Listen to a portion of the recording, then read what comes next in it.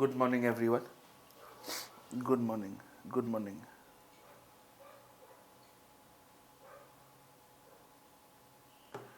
Good morning.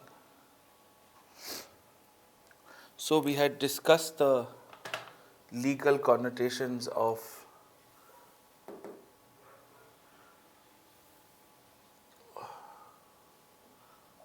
territory. We are going to start with the case study of the 100th constitutional amendment. ठीक है, बहुत ध्यान से देखते हैं.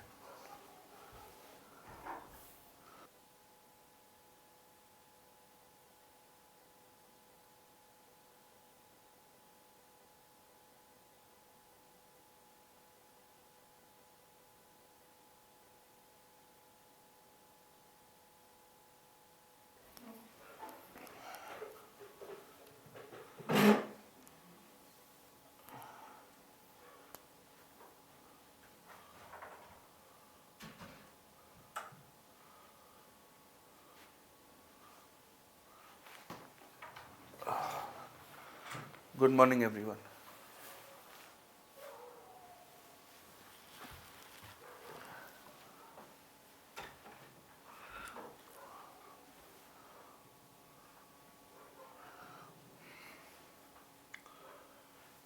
So, good morning. Yesterday, we had discussed the constitutional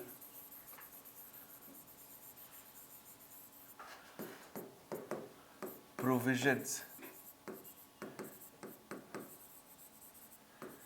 with respect to territory, and we had understood that there are broadly two kinds of territorial changes: external and internal. External मतलब जो इस देश का लैंड नहीं है, हम बाहर से कोई लैंड लाके हमारे देश में जोड़ रहे हैं, या हमारे देश का लैंड निकाल के किसी को बाहर दे रहे हैं. इंटरनल मतलब we are converting a state into a union territory into state, merging two states into one, dividing one state into two. Uttar Pradesh into Uttar Pradesh and into Uttarakhand, Andhra Pradesh into Telangana, JNK into JNK union territory with legislature and Ladakh union territory without legislature. ये सारे internal होते हैं. और हमने एक चीज़ और सीखी, that the Supreme Court in the case of ceding, which means you are transferring undisputed territory, अपने मन से टेरिटरी दूसरे देश को दे दी कि जाओ खेल लो. अगर ऐसा है, so this will require a constitutional amendment under Article 368 without state ratification. मतलब इस लॉ को पास करने के लिए you will require more than 2/3 of present and voting in the Lok Sabha and the Rajya Sabha separately, in such a way that this number is more than half of the total strength of the house. This is also popularly called special majority 2. Everything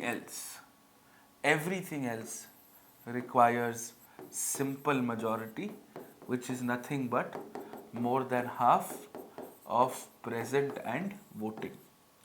seeding उस तरह का dispute है जो dispute ही नहीं है, अपने मन से दे दिया. एंड सेटलिंग, अगर आप कोई डिस्प्यूटेड टेरिटरी किसी और देश को दे रहे हो, then it will still require simple majority. लेकिन डिस्प्यूटेड ही नहीं है, आप अपने मन से दे रहे हो, तो फिर वो डिस्प्यूट नहीं हुआ. Kashmir according to India is not a dispute. हमारे हिसाब से हमारा ही है.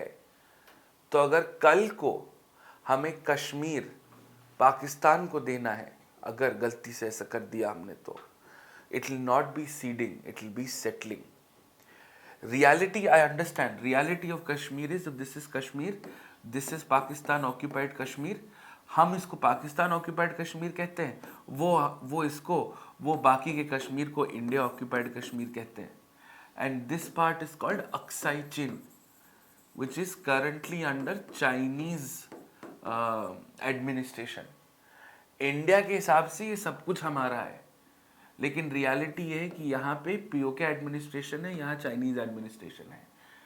JNK की लेजिस्लेटिव असेंबली में आज भी we keep seats for PoK and Aksai Chin area. कोई आता नहीं है वो अलग बात है, लेकिन हम सीट जरूर रखते हैं। यही इशू हुआ था recently in the case of delimitation. Delimitation मतलब एक स्टेट में अगर कॉन्स्टिट्यूएंसीज है तो उन कॉन्स्टिट्यूएंसीज का साइज चेंज करना है क्योंकि पॉपुलेशन बदल गई है। You would understand this as a broader concept. For example, this is a state. This state, let us say, has 1, 2, 3, 4, 5, 6, 7 and 8. 1, 2, 3, 4, 5, 6, 7 and 8. अगर इस स्टेट में 8 MP constituencies हैं, they have to be drawn in such a way, the number is fixed, that you will have approximately the same number of people in across each of the 8 constituencies. उसमें election commission आपको 15% का margin देता है। So for example यहाँ पे बहुत ज़्यादा development हो गया, right? So people started coming and living here, so we will have to reduce this constituency size because the number of people has to more और लेस बी द सेम। इसको हम delimitation कहते हैं कि constituency छोटी हो गई because density of population बढ़ गया, number of constituency remains the same. हमारे देश में 543 कॉन्स्टिट्यूएंसीज ही हैं और ये नंबर हमने 2026 तक फ्रीज कर रखा है, 2026 तक। और ये 543 कॉन्स्टिट्यूएंसीज 1971 के सेंसस पे बेस्ड हैं and we are expecting that in 2026 this 1971 census का जो बेस लिया है we will upgrade it to 2011 census. उसकी वजह से we are expecting that are number of Lok Sabha MPs will be 1000 plus, which is also a reason why you need to build a new parliament called Central Vista। 500 लोग को बिठाओगे कहाँ पे, 1000 लोग को बिठाओगे कहाँ पे, जब MPs ही बढ़ जाएंगे तो। So this is one of the reasons why, because you are going to increase the number of MP constituencies। अभी fixed है, अभी 543 फिक्स्ड है। यूपी में अगर I think UP has 203 constituencies, 203 sorry let us say number sorry MP की seats कम है UP में, around 50। The number of seats are going to be more और लेस द सेम। कौन सी कॉन्स्टिट्यूएंसी कहाँ जा रही है वो बदल सकता है, उसको हम डीलिमिटेशन कहते हैं। उसके लिए सरकार एक डीलिमिटेशन कमीशन अपॉइंट करती है। इस डीलिमिटेशन कमीशन का ऑर्डर किसी भी कोर्ट में चैलेंज नहीं किया जा सकता because this is an internal function. US में इसका बहुत मिसयूज होता है, that they redraw constituencies in US in such a way that एक मेजॉरिटी वोट बैंक हमेशा एक कॉन्स्टिट्यूएंसी में रहे, एक मेजॉरिटी वोट बैंक हमेशा एक कॉन्स्टिट्यूएंसी में रहे। दिस इज कॉल्ड जेरीमैंडरिंग, ठीक है? तो ये सब इंटरनल चेंज की बात हो रही है, right? This is what is called an internal change. आपने एक स्टेट को काट के 2 स्टेट बना दिए, 2 स्टेट को जोड़ के एक स्टेट बना दिए, ठीक है?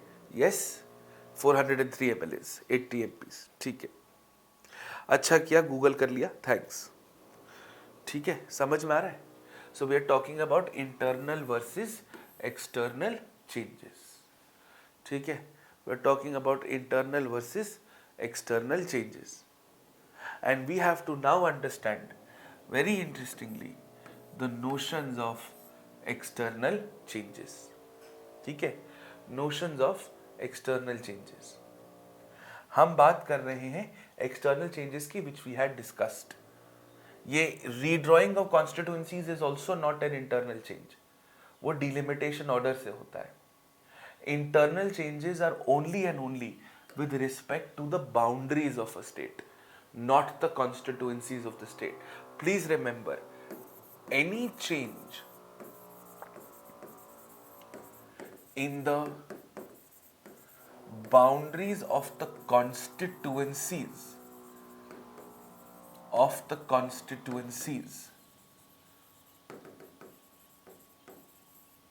whether it is an MP constituency or an MLA constituency, is not an internal change.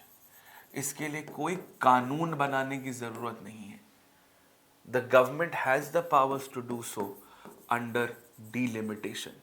उसको टेरिटरी से कंफ्यूज मत करिएगा. We've discussed this broadly yesterday. So when we talk about internal and external changes, we're extremely clear कि हम क्या बात कर रहे हैं. External change, internal change. Now, just be very clear on this. This is extremely important. We're talking about external changes. I told you yesterday there are three kinds of external changes. First, seeding. Second, settling. And third, claiming. Seeding, settling and claiming. अगर dispute ही नहीं है, अपने मन से land दे दी, जा सिमरन जा जी ले अपनी जिंदगी, उसको कहते हैं सीडिंग. सेटलिंग मतलब हम आपस में डिस्प्यूट सेटल कर रहे हैं कि आधा तेरा आधा मेरा. सेटलिंग किसी का नहीं था, हमको वो लैंड मिल गई, जहां के झंडा गाड़ के आ गए. Claiming. It is only in the case of ceding that you require an amendment to the constitution, or that law will be called a constitutional amendment under Article 368. It is the transfer of non-disputed land. It is the transfer of non-disputed land. ये बहुत important बात है. Transfer of non-disputed land. ठीक है. Kashmir dispute नहीं है हमारे हिसाब से, दुनिया चाहे कुछ भी बोले. But we were discussing this in the western peninsula of India. In the western peninsula of India there is an issue that we have with Pakistan called the Sir Creek issue. This is a dispute. Both India and Pakistan recognize this as a dispute. Why? Because this area is very well enriched with shale gas, जो एक बहुत important resource है. तो पाकिस्तान कहता है कि यहाँ तक एरिया उनका है, हम कहते हैं कि यहाँ तक एरिया हमारा है. इसको हम डिस्प्यूट कहेंगे. अगर हम ये एरिया दे देते तो फिर it will require a normal law. And the best way to understand this कि सीडिंग और सेटलिंग क्या है is India's 100th constitutional amendment. This amendment is basically a law solving the land boundary disputes.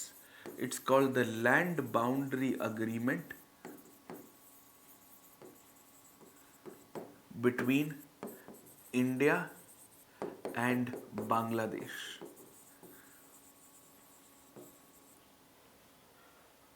2015 में ये हमने enact करा था.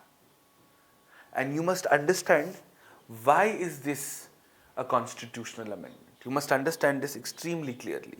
ऐसा क्यों है? ठीक है, देखिएगा. When we talk about the land boundary agreement between India and Bangladesh,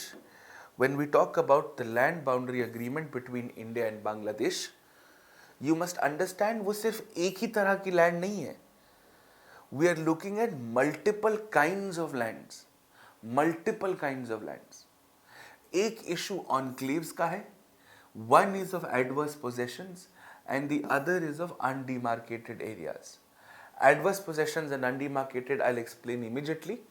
Enclaves is something that we will look at a little later.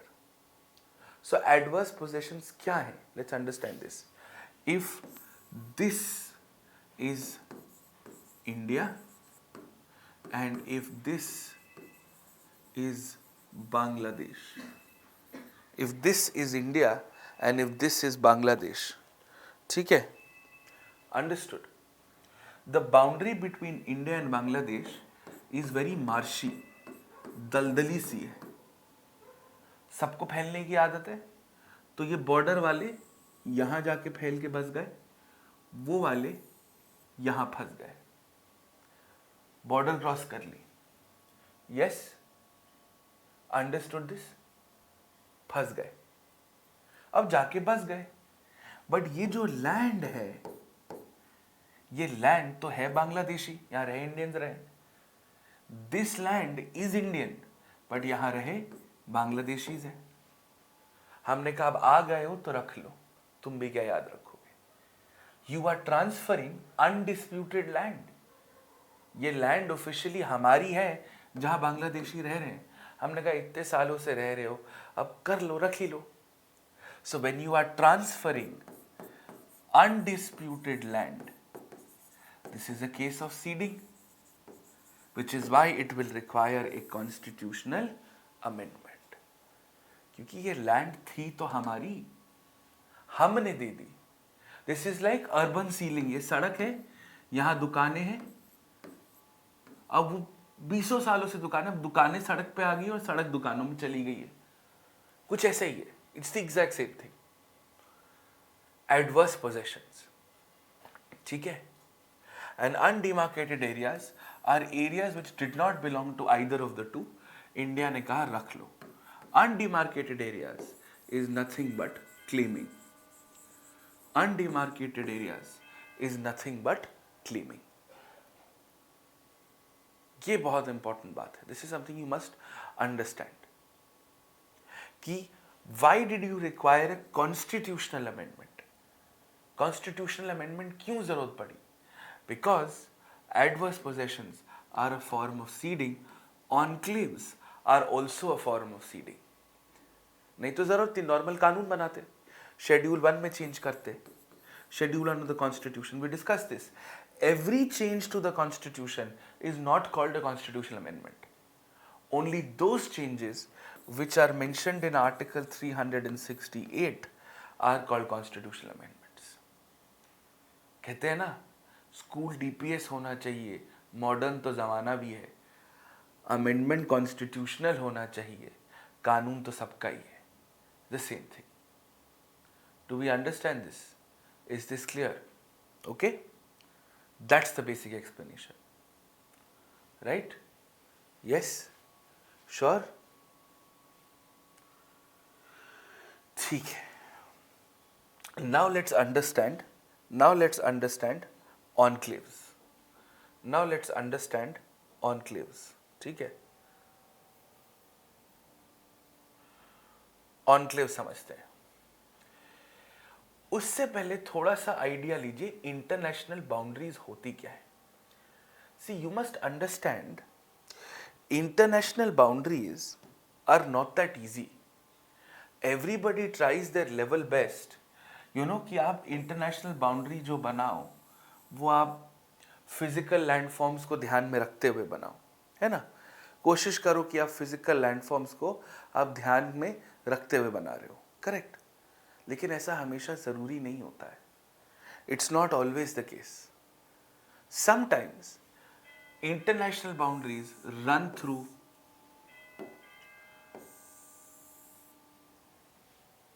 Cities. ये यूरोप में दो देशों के बीच में से इंटरनेशनल बाउंड्री जारी है. एक देश इधर है, एक देश इधर है. This is the north Korean and the south Korean boundary. ये देखो, यूएस और मेक्सिको की बाउंड्री सीधी लाइन खींची है उन्होंने. यहां पे ट्रम्प चचा जो है wanted to build a wall, वो हो नहीं पाया. Clear? So sometimes boundaries take into account physical geographical landforms. Sometimes we can't, sometimes they are a clear line. और ये सारा खेल इंटरनेशनल बाउंड्रीज का है. और कभी कभी इन बाउंड्रीज में कॉम्प्लिकेशंस हो जाती हैं, and these complications are called enclaves and exclaves. बहुत ध्यान से देखना, ऑनक्लेव होता क्या है, बहुत ध्यान से. An enclave is a country A completely surrounded by a single country B. So country A is an enclave of country B.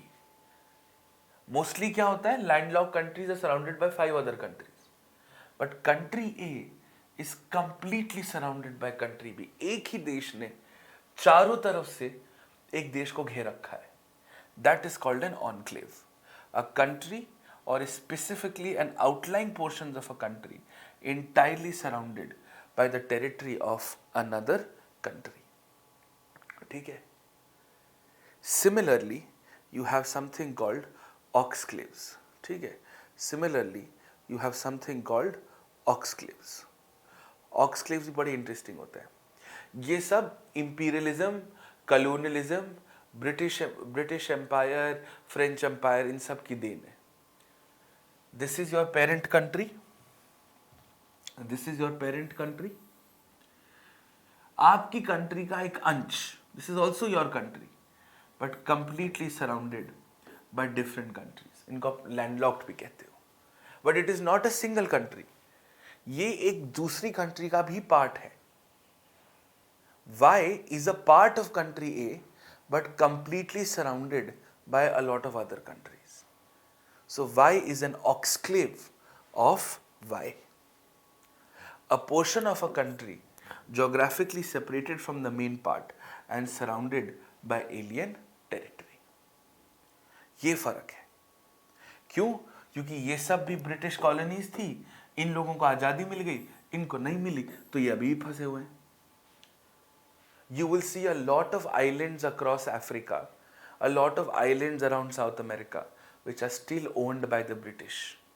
अभी जो न्यूज़ में था वो मेहुल चोक्स्की पकड़ा गया था, one of the Caribbean Jamaican islands. One of them are still owned by the British. One of them are still owned by the French. ये है. तो enclave ये होते हैं. And there are only and only, legitimately, there are only and only 3 countries in the world which are completely surrounded by another country. मतलब ये country इतनी है और इसके चारों तरफ एक और कंट्री. पूरी दुनिया में सिर्फ 3 ही जगह ऐसा होता है: Vatican City, San Marino and Lesotho. Vatican City, San Marino और लेसोथो. ये देख लो, वैटिकन सिटी, पोप चचा यहाँ रहते हैं. Clear? Entirely surrounded by another country, entirely surrounded by another country, completely.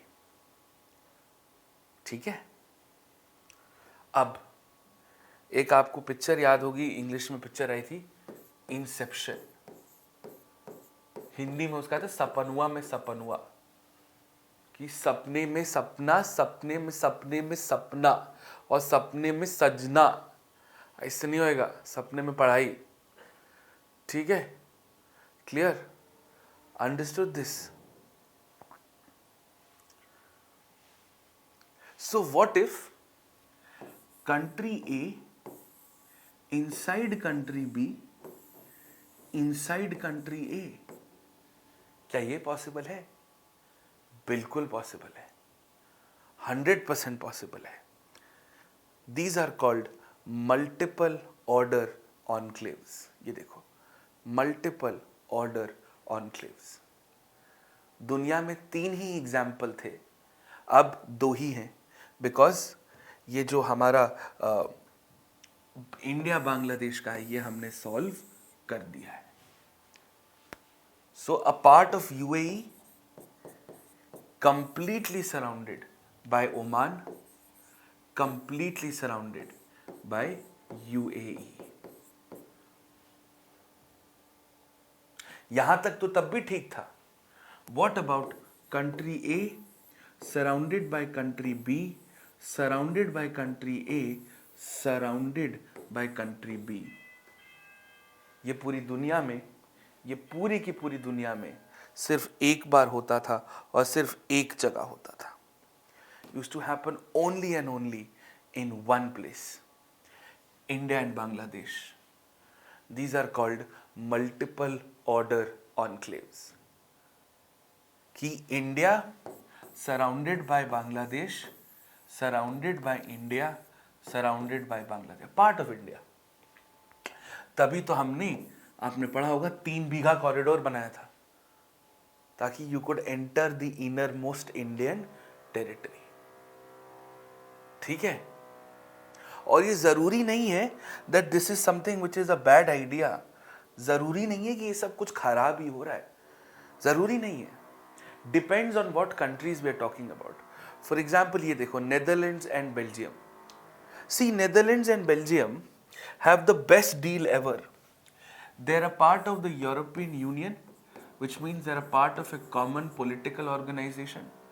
They are a part of the European Economic Area, which means free movement of man and material. They are also a part of the Eurozone, which means you have a similar currency called Euro. You have a similar currency called Euro. ये लोगों को नहीं पता होता, लोगों को लगता है कि EU मतलब यूरो, नहीं. Eurozone, European Economic Area and European Union are three very different things. Britain was a part of the European Union, was not a part of the Eurozone, which is why Britain had its own currency called the British Sterling Pound. ठीक है? देखो इतना बुरा हाल नहीं है, हमको जितना बुरा लग रहा है इतना बुरा हाल है नहीं. ये देखो, these are real photos. ये नेदरलैंड्स की बाउंड्री है, ये बेल्जियम की बाउंड्री है. सुपरमार्केट आधा नेदरलैंड्स में, आधा बेल्जियम में. तो ब्रेड अंडा तो नेदरलैंड से खरीदना, आटा चावल बेल्जियम से.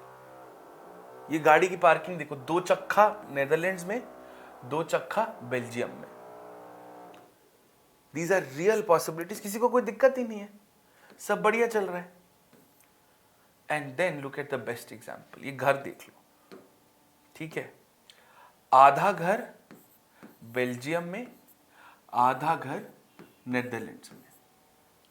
जहां पे भी आपका घर का दरवाजा है, that is the nationality of the house.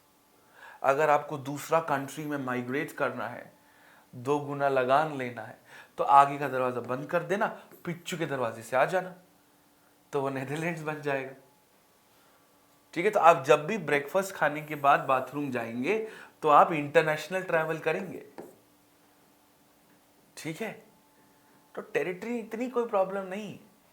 Problem depends from country to country. ठीक है? ये देखो इंडिया और बांग्लादेश की हालत, ये है हमारी हालत, और इसी को हमने सुधारा है.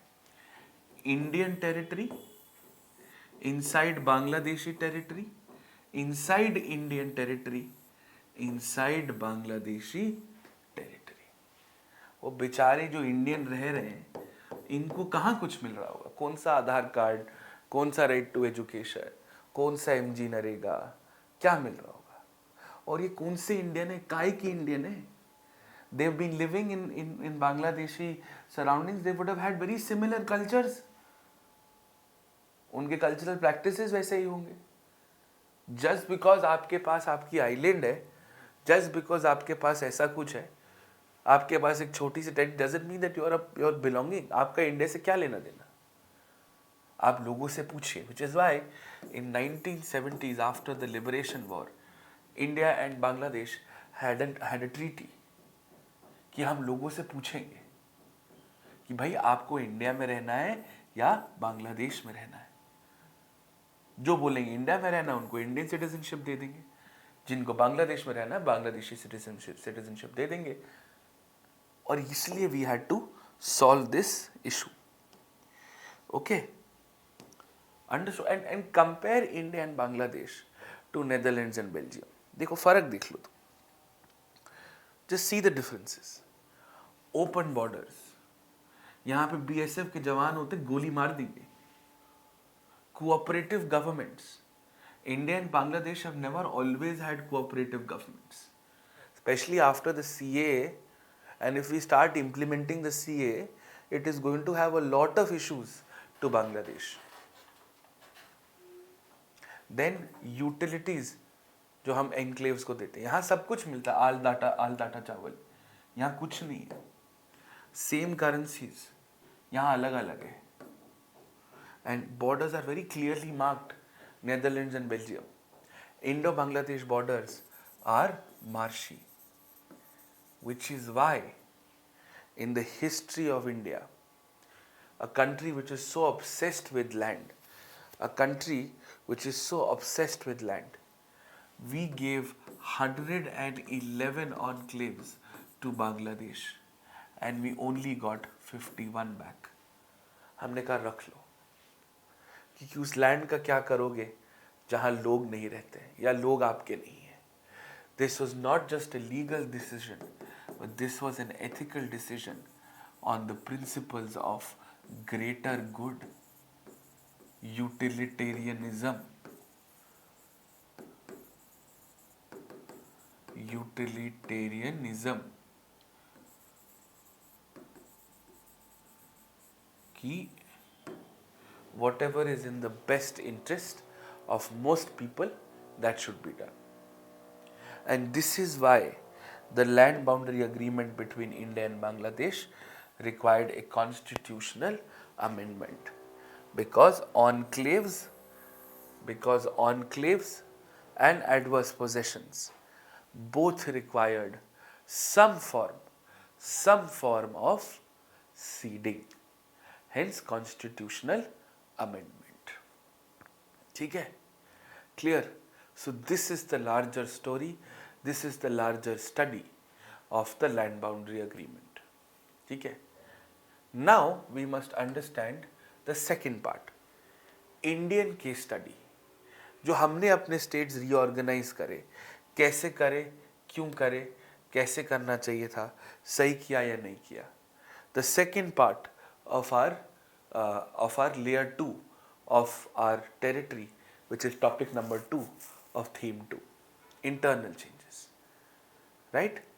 Reorganization of states. हमने जैसे बनाया, ठीक बनाया, गलत बनाया. Let's have a simple understanding of it. Why did we do what we did? ठीक है, चलिए, ये बेसिक्स मैं करा चुका हूँ, शुरू करते हैं.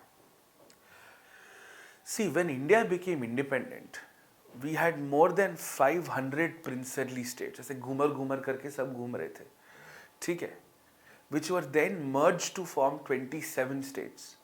आज we have 28 states and 8 union territories. When we had just become independent, we had to give in to their political considerations. Nizam of Hyderabad ने जो बोला हमने वो किया, नहीं करते तो फंसते, राइट? सो लिंग्विस्टिक कंसिडरेशन, सब कुछ जो था हमको, पॉलिटिकल, हिस्टोरिकल, सब जो कर सकते थे हमने किया. But India was an extremely diverse country. India is still today. People wanted their own states based on their own language. आप जब भी स्कूल जाते हैं, कॉलेज जाते हैं, नौकरी करते हैं, तो first set of people that you make friends with are people who speak the same language and come from the same region as you. Language is a very important identification factor. And if you don't give people a state on the basis of their language, people are going to revolt. That is what people agreed to India's independence for. That we want something that we can call our own. And language was a very important criteria. So when we had become independent, we had become independent with the promise that we will soon become what is called a linguistically centered India. ये India था 1956 के पहले का, ऐसा दिखता था, ऐसा. आज में से आधी चीज़ें तो है ही नहीं. विंध्य प्रदेश, अजमेर मेवाड़, सौराष्ट्र, कच्छ आज ये गुजरात है, बॉम्बे महाराष्ट्र है, आंध्र प्रदेश और हैदराबाद आंध्र प्रदेश तेलंगाना है, मैसूर कर्नाटका है, विंध्य प्रदेश, भोपाल एक सेपरेट प्रिंसली था, पूरा north east was north eastern frontier agency, Punjab, Himachal, ऐसा दिखता था. और आज हमारा देश ऐसा दिखता है ना, ऐसा सुंदर सा देखो, ऐसा. तो this is the journey from 1956 to 2021. क्या किया हमने, कैसे किया. सी, historically, India was divided into 3 kinds of territories. British conquered territories such as Bengal, princely legacies such as Jammu and Kashmir, Hyderabad, Awadh, Rajasthan, Bhopal, etc. And then, of course, presidencies. Presidencies were fully functional British administrative units. Bombay Presidency, Madras Presidency, which is why the Bombay and the Madras High Courts are the oldest high courts in the country. Allahabad वगैरह तो बहुत recently बने. The oldest high courts are the Madras and the Bombay high courts, not the Delhi high court, not the Allahabad high court, but the older high courts. We had to reorganize all of them into India. ठीक है, अब खुद ही सोचो, this is a very good political agenda. आप देश की आज़ादी के लिए लड़ रहे हो और आपको पॉलिटिकल पार्टी आके बोलती है कि भाई हम जब आज़ाद होंगे तो लैंग्वेज के हिसाब से देश को रीऑर्गेनाइज करेंगे. That is a brilliant motivating factor to get people involved in the national movement. And that's exactly what Congress did. In 1917, the Indian National Congress committed that when we become independent and when we come to power, we will reorganize the state on a reorganize the country on a linguistic basis. In 1920, in the Nagpur session of the Congress decided that now our regional Congress headquarters are going to be based on linguistic zones. Marathi के लिए मराठी, गुजराती के लिए गुजराती, ऐसे. ठीक है? Clear on this? Understood? In 1937, Nehru formally recognized that this makes great sense. But between 1937 to 1947, something happened. The partition of India. And the partition of India on communal grounds. Till today, in the history of the modern world has seen 2 world wars, ostracization of the Jews, genocide in Africa, has seen the Arab Spring, has seen civil wars in South America. But the largest recorded movement of human beings across borders is the Indo-Pakistan partition till date. जितने juice नहीं गए होंगे उतने ज़्यादा India Pakistan के बीच में लोग गए हैं. It is the largest recorded movement in global history. So obviously the political leadership of the country was very worried कि आज धर्म पे लड़ रहे हैं, कल लैंग्वेज पे लड़ेंगे. तो अभी समय नहीं है. We will have to postpone this, they convinced Gandhi, and then everybody agreed that let us just become independent.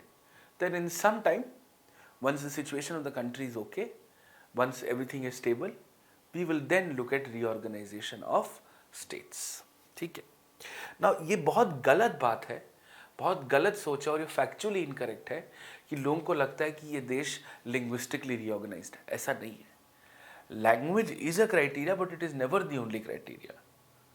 Understood? For example, Andhra Pradesh, Orissa, these are all linguistically divided states. But Mizoram, Manipur, Tripura, therefore cultural factors on tribal reasons. Jharkhand is Jharkhand because of the domination of the tribal belt, because of subsidiary cultures. India's only state which is divided on the basis of religion is Punjab. It's not because of language, it's because of religion. Sikhism is a dominant religion in Punjab. It is the only state in the country which was carved out on the basis of religion. Very recently, when Andhra Pradesh got divided into Andhra Pradesh and Telangana, that was not because of language, it was because of administration. Be very easy to administer it. And most recently, when Jammu and Kashmir, the only state in the country to have been demoted from a state to a union territory, बाकी सबका promotion होता है कि पहले union territory थे अब state बन गए, गोवा यूनियन टेरिटरी था अब स्टेट बन गए, ज़्यादा पावर आ गई. Jammu and Kashmir is the only state which has been demoted from a state to a union territory, which obviously means there are lesser powers. And the grounds that were given were security issues. Uttar Pradesh को काट के उत्तराखंड क्यों बनाया? क्या फर्क है? Because of the geographical factors. Hilly terrain, hill administration is completely different from plain administration. Right? Goa or Pondicherry, or why are they kept as separate units? Why is Goa a separate state? Because of their colonial origins. Pondicherry is French and Goa is Portuguese. तभी आपको वहाँ पे Portuguese और French architecture बहुत दिखता है. तो ये कहना गलत है that this country has been divided only on linguistic grounds. There are several other reasons. अब ये आज हम इसके बारे में क्यों बात कर रहे हैं? Because in 2021, One of the members of the Niti Aayog and a foremost economist, Vivek Debroy, said we must reorganize our states entirely because modern day requires to do so. हमें अपना पूरा देश का कच्चा चिट्टा बदलना चाहिए. We should completely reorganize our states. That is why we are talking about it. ठीक है. अब ये हुआ कैसे? देखो जब मेंस में एग्जाम में आएगा तो बस इतना ही फ्लो चार्ट बना के छोड़ देना और एक एक लाइन लिखना कि धर कमीशन, जेवीपी और फैज अली में क्या कहा था. इसमें ज़्यादा कहानी में जाने की ज़रूरत नहीं. कोई एग्जाम में नहीं पूछेगा. याद करके किसी का भला नहीं होता है. Just two lines on what this was. So we've understood that India became independent in 1947. In 1952, we had our first ever elections. So in between 1947 to 52, the Constituent Assembly functioned as the interim parliament. The Constituent Assembly functioned as the interim parliament. ठीक है. Proper elections खत्म हुए 1952 में. We had our first ever elections. अब भाई हमने यहीं से कमिटी बनानी शुरू कर दी थी because people had a very clear demand. In fact, the first ever recorded protests in independent India has been the protests demanding linguistic states, कि हम लैंग्वेज के बेसिस पे स्टेट्स बनाएं. और जब भी प्रोटेस्ट हो सरकार क्या करेगी? कमिटी बनाएगी. Dhar commission, JVP and Faiz Ali. Dhar is nothing but he was a retired जज, justice S K. Dhar. JVP is Brahma Vishnu Mahesh, Jawaharlal Nehru, Vallabh bhai Patel and Pattabhi Sitaramayya. And Faiz Ali की दोनों की बकवास अब थोड़ा सा नॉर्मल करने के लिए. This is how it was done. ठीक है. सो एग्जाम में आएगा. एग्जाम में क्या लिखेंगे? बहुत इंपॉर्टेंट बात है. So I just give you some context. Exam में क्या लिखेंगे मैं बता देता हूँ. So Rajendra Prasad, the president of the constituent assembly, in 1948 itself, that was also the interim parliament, set up the first linguistic provinces commission under the leadership of justice Dhar. अब सरकारी committee सरकारी बात करेगी. बोला क्या लैंग्वेज? यहाँ देश जल रहा है, तुमको लैंग्वेज की पड़ी है. We will look at geography, we will look at finances, we will look at administration. This is a classic case of productivity और प्रैक्टिकलिटी वर्सेस इमोशनैलिटी. प्रैक्टिकल है कि जो जोग्राफिकली वाइबल है, फाइनेंशियली वाइबल है, administratively आसान है, देश वैसे बनाओ. लैंग्वेज तो बहुत बात की बात है. जब गवर्नेंस ही नहीं रहेगा तो लैंग्वेज का क्या कर लोगे? Very clear cut directions. And this led to massive protests in the country. Massive protests. ठीक है. And specially in the southern part of the country, because in the northern part, Hindi is a common language across most northern states. Southern part, that's not the case. तो फिर उन्होंने कहा कि बड़े लोग को लाते. तो बड़े लोग को लाए. जवाहरलाल नेहरू, वल्लभ भाई पटेल, पताबी सिद्धरमैया. उसी साल 1948 में कमेटी बना दी. उन्होंने तो और टांग कस दी. कहा कि कोई एडमिनिस्ट्रेशन कुछ नहीं, सिक्योरिटी, यूनिटी, इकोनॉमिक प्रॉस्पेरिटी, यही 3 चीजों पे हम करेंगे. एंड इससे बवाल हो गया. Original Anna Hazare, a South Indian political activist, Potti Srila Mallu, he died because of hunger unto death fast. And this led to a massive movement spread all across the country. And Andhra Pradesh was the first state that they agreed to create on linguistic grounds. That is why, if you notice, when I showed you the map of 1956, if you notice very carefully, Andhra Pradesh is the only linguistically organized state because of that protest. ठीक है. तो अब बवाल बहुत हो चुका था.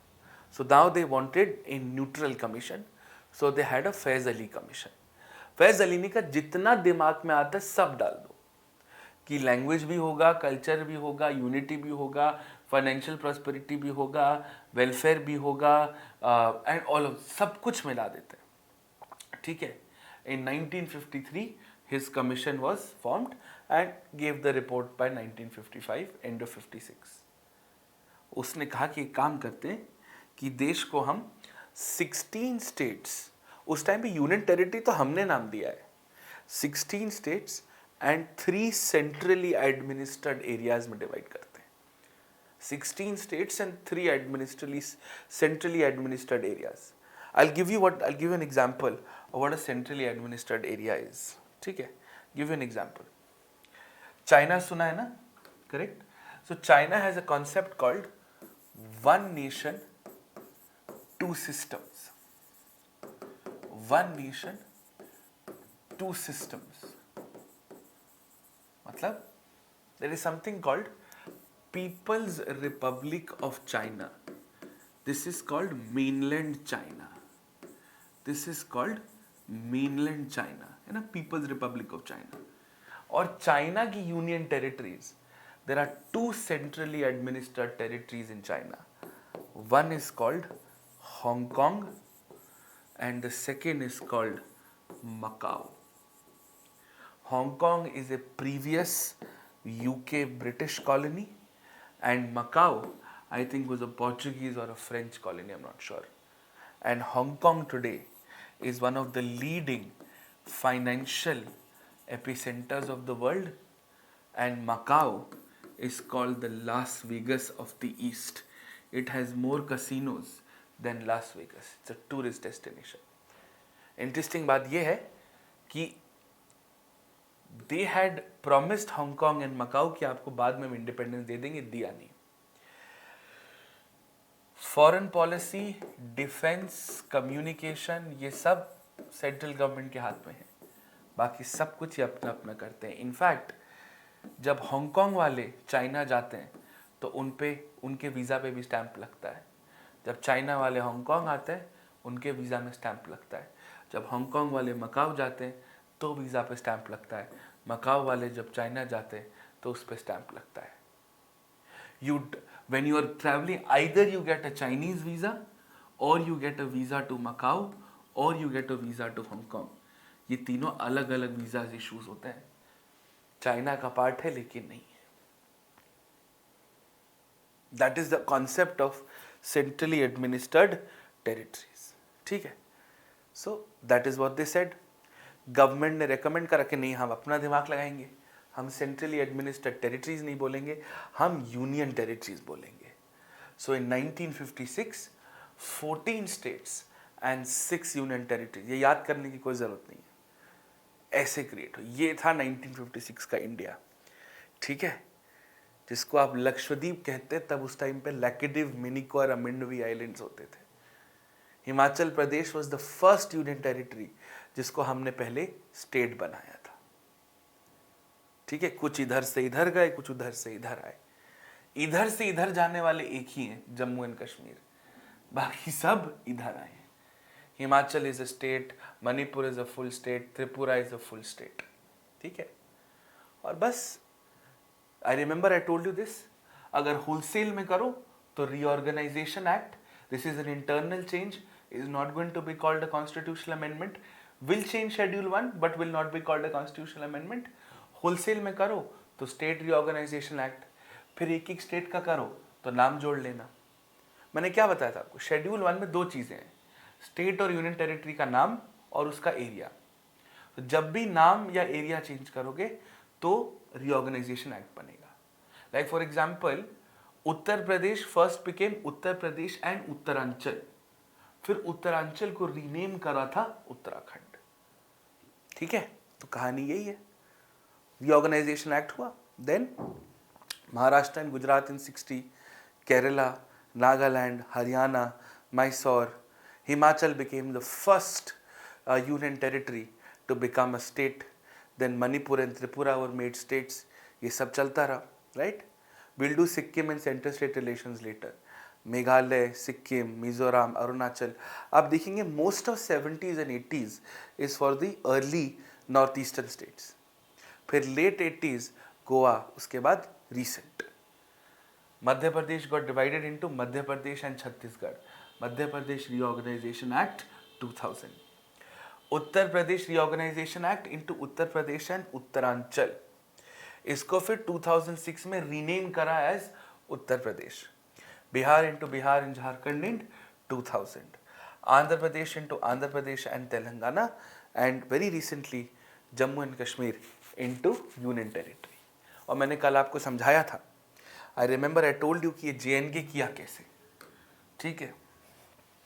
Remember I told you article 370 gave a special status, a special power to JNK। वो क्या स्पेशल पावर थी कि बिना JNK से पूछे कोई भी कानून JNK पे नहीं लगा सकते। बिना JNK से पूछे no parliamentary law can be applied to JNK without consent। बहुत सिंपल था। ये पावर 370 में है। ये भी लिखा हुआ है that this power is a temporary power and this power can be lifted if JNK agrees। अगर JNK बोले कि मुझे ये स्पेशल पावर नहीं चाहिए तो ये हट सकता है, ठीक है। JNK में कौन? द JNK लेजिस्लेटिव असेंबली है ना, तो ठीक है। मोदी जी ने कहा 2019 में JNK असेंबली से पूछ लो कि स्पेशल पावर चाहिए कि नहीं। तो हम गए JNK, पता चला JNK में तो प्रेसिडेंट्स रूल है, असेंबली तो है ही नहीं। तो जब प्रेसिडेंट्स रूल होता है then who is the representative of the state? The governor.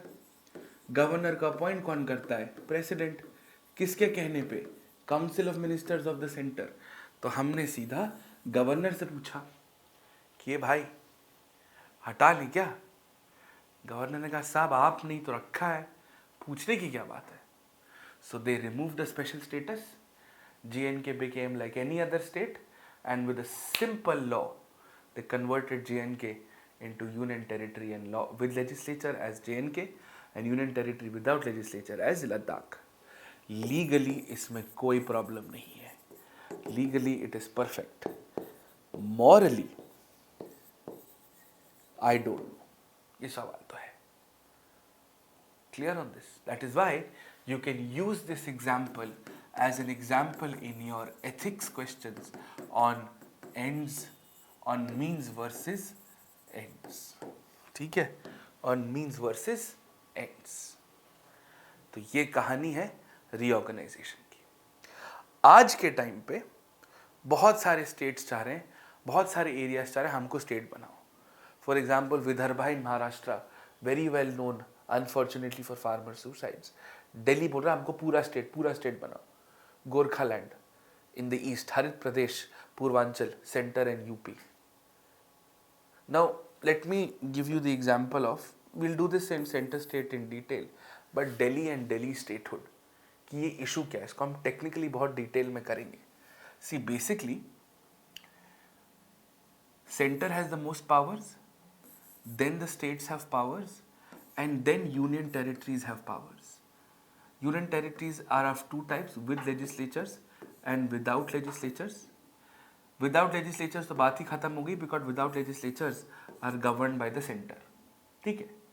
But union territory with legislatures there are three: Delhi, Pondicherry and JNK. Amongst all of the three, Delhi has the least amount of powers. JNK and Pondicherry have equal powers, then Delhi. Delhi के पास तीन चीजों की power नहीं है: land, law and order and police.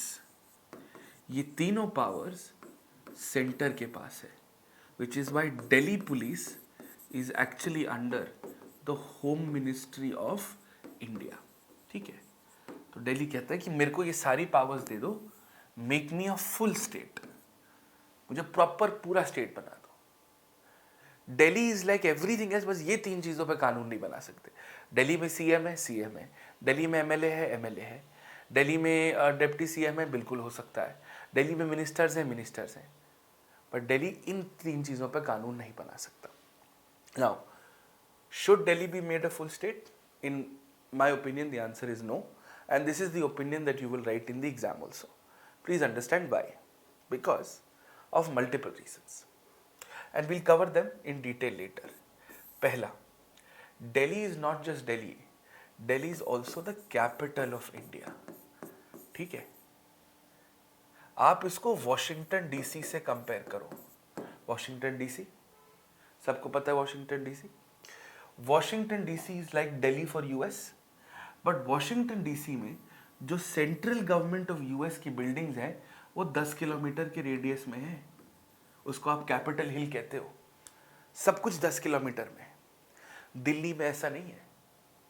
Delhi में आधी building central Delhi में है, कुछ एम्बसीज चाणक्यपुरी में है, अब द्वारका में आने वाली हैं, कुछ वसंत विहार में है, कुछ मिनिस्ट्रीज वसंत कुंज में है, कुछ मुनीरका में है, all over Delhi. So it is a massive security concern because Delhi, unlike Washington DC, is spread over. Washington DC में ठीक है आप उसको छोटा बना के सारी पावर दे दो, लेकिन दिल्ली ऐसा है ही नहीं। There are VIP movements, there are security protocols. अगर दिल्ली पुलिस दिल्ली गवर्नमेंट के अंदर हो जाए and Prime Minister has to travel and peripheral security has to be given by Delhi police, और दिल्ली पुलिस होम मिनिस्ट्री के अंडर ही नहीं है, कोई दूसरी कंट्री का प्रेसिडेंट आ रहा है, तो आपकी आधी ज़िंदगी तो कोऑर्डिनेशन में निकल जाएगी। और आपको पता ही है प्राइम मिनिस्टर को कितना बुरा लगता है अगर हाईवे पे गाड़ी फंस जाए तो, है ना? दिक्कत तो होती है, करेक्ट? तो यही इशू है, right? That is something we must know. So that is an issue. That's the first reason. Second, most of your welfare functions are with Delhi anyway. Education, labor, health, sanitation, water, उसमें किसने रोका है? वहाँ जो करना है करो। The only things you don't have are land, law and order and police. उसकी वजह से स्टेटहुड कहाँ से रीजन बन गया? एंड क्या गारंटी कि इसके बाद से सारी प्रॉब्लम नहीं होंगी? आप कहते हो दिल्ली में women are not safe. I agree, women are not safe in Delhi, but Delhi police अगर होम मिनिस्ट्री के अंडर हो या दिल्ली गवर्नमेंट के अंडर हो, उससे वो थानेदार का बिहेवियर तो नहीं बदलेगा ना, वो तो वैसा का वैसे ही रहेगा। The leadership doesn't change the behaviour of the lower management. Okay, so I know this is an opinion and this is not my personal opinion, this is the opinion that you have to write in the exam, and whatever exam opinion that gets you marks in the exam is what is the right opinion. Fundamental rights पढ़ाते पढ़ाते I am suspending your fundamental right of expression. आप वही लिखोगे जो मैं बोलूँगा, क्योंकि उसके नंबर मिलते हैं, बाकी मेरे को कोई लेना देना नहीं। ठीक है, understood this? Are we clear? So there are some major statehood demands.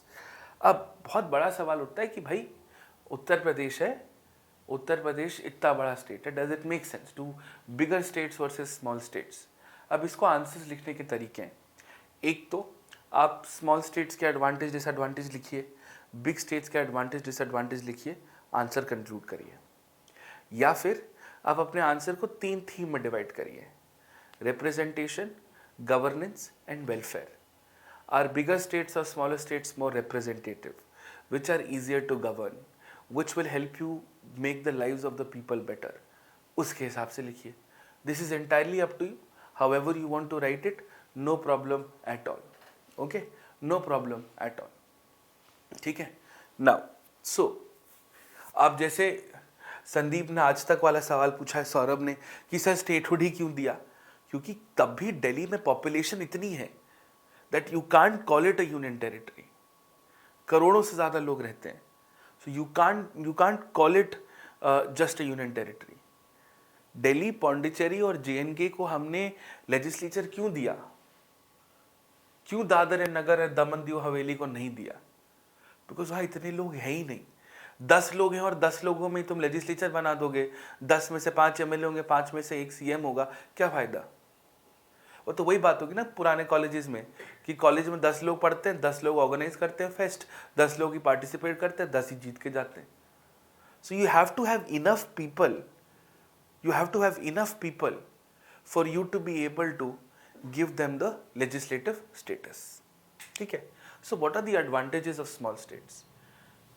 Always remember, smaller states, local issues will be closer to home, better focused governance and bureaucracy, decentralization of power, better management and allocation of public resources, more, sort of prominence given to smaller groups, less monopolistic tendencies, better representations for minorities. वो तो है ही है. It'll always be better. ठीक है.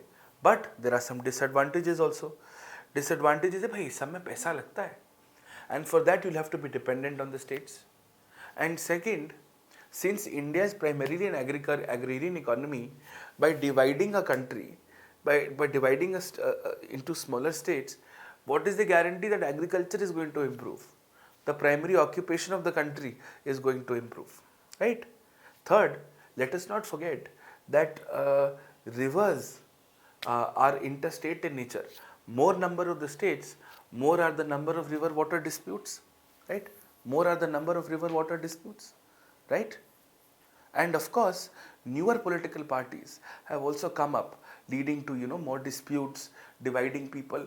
जहाँ politics होगी, जहाँ representation होगा, वहाँ पे हमेशा ध्यान रखना आपको कहीं ना कहीं you will always see some form of division. Some form of division. Okay? No, Shivam, that is not why it is. Don't oversimplify it unnecessarily. ठीक है?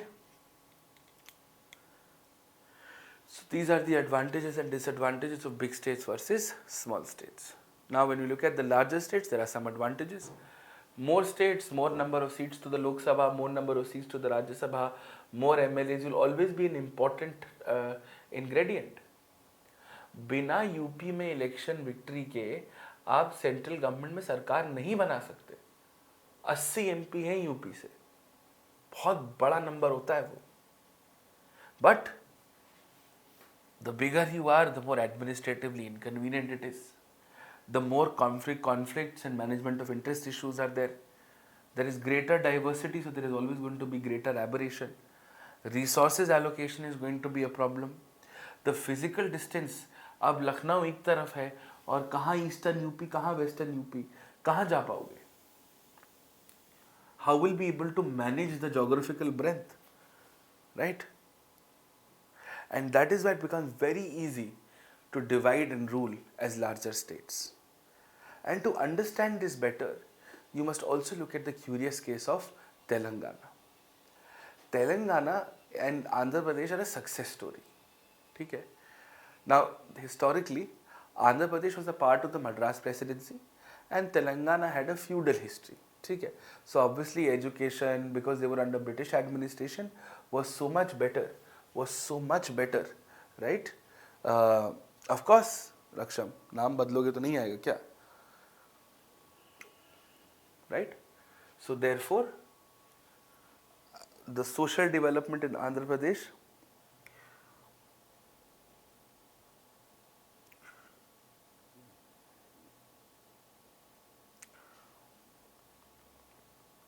was far better than the social development in let us say Telangana. ठीक है? Geographically, Andhra Pradesh was a coastal state. You had therefore more business, more trade. But Telangana was also rich in river and river basin minerals. See, economically, Andhra was always stronger. They were more enterprising. आपकी first ever offshore office of Google was actually made in Hyderabad. The first ever international office of Google was in Hyderabad. IT boom actually started from Hyderabad, not from Bangalore, right? And that is where Andhra became what it is. Telangana, unfortunately and interestingly also, did not grow in agriculture as much as it should have. And there are also cultural differences. The region of Telangana has always been under the Qutub Shahi rule historically. So you will see a lot of North Indian influences and different set of festivals. So We decided to do this. Telangana movement intensified in the 70s, then died down in the 2000s for political opportunistic reasons. In 2014, Telangana was created out of Andhra Pradesh. This reorganized it. Today we are looking at 2 or 3 capitals. उनको जो बनाना है बनाओ, हमको क्या लेना देना. The number of capitals you create has nothing to do with the constitution. Nothing at all. तुमको नए डिस्ट्रिक्ट बनाने, nothing to do with the constitution. नए कैपिटल बनाने, कैपिटल का नाम बदलना, nothing to do with the constitution.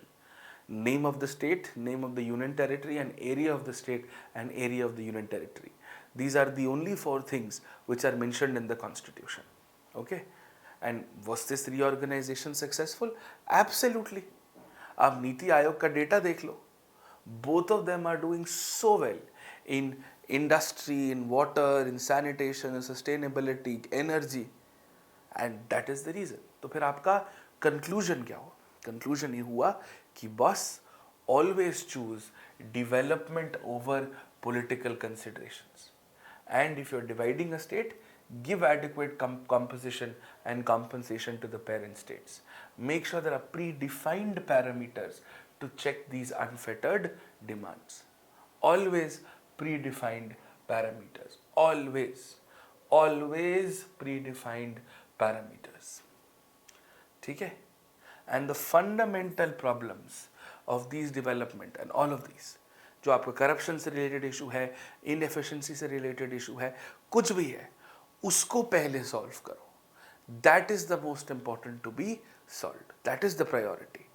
And your conclusion should always and always be that, boss, it is always better to have development or decentralization over religion, language, caste or dialect. बस reorganisation में इसके ऊपर कुछ नहीं है. Previous year में एक बार ये क्वेश्चन आ चुका है, big states versus small states. मैंने करंट कॉन्टेक्स्ट में आपके लिए इन द मेंस फोल्डर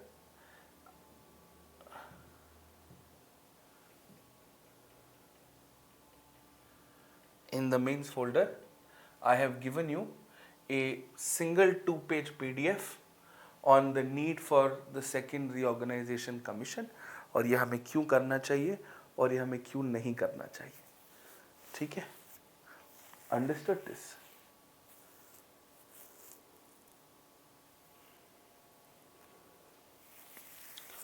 ये देख लीजिए. Probable question, current affairs context, क्यों होना चाहिए, कॉन्स्टिट्यूशनल प्रोविजंस क्या हैं, क्यों there are so many reasons for why is there a rise in demand for states, क्यों हमें एक बेटर कमीशन की ज़रूरत है, क्या प्रॉब्लम्स आ सकती हैं, and what is your way forward. मैंने एक जगह लिख के दे दिया है, आप इसको पढ़ सकते हैं, कोई प्रॉब्लम नहीं है. ठीक है?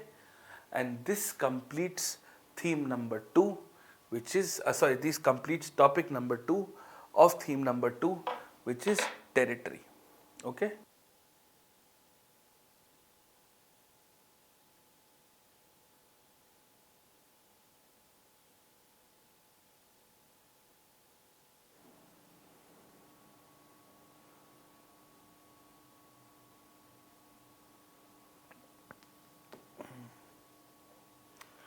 All right.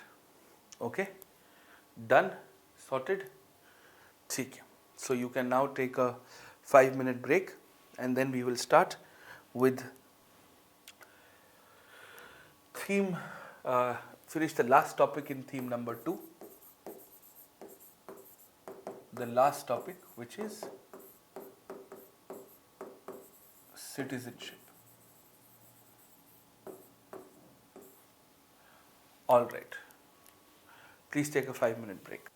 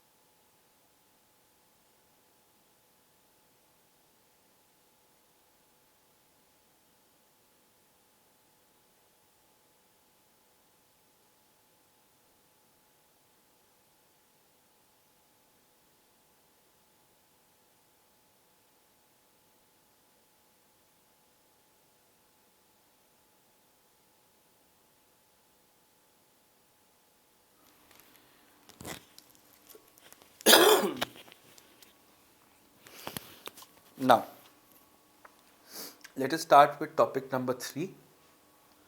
Let us start with topic number 3 of theme number 2, which is citizenship.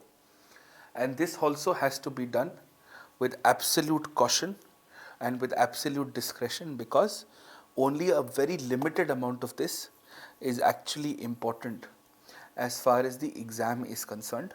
So you have to pay a simple and a lot of attention to this. Okay, so let us start. We are first going to outline what is our layer 1 and layer 2 as far as citizenship is concerned, right? So layer 1, which is conceptual and factual in nature, and therefore is important for the prelims exam, and layer 2, which is mostly analytical in nature and therefore is important for the mains exam. Okay, is important for the mains exam. So let us see what we are referring to. Okay, first let's understand this as clearly as possible. Like territory, we are going to understand the concepts and the dimensions of citizenship. We are then going to understand the principles of citizenship. Then we are going to understand how to become an Indian citizen.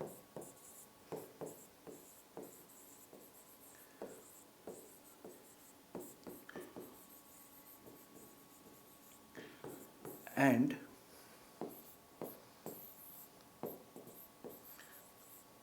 how to lose Indian citizenship. How to lose Indian citizenship.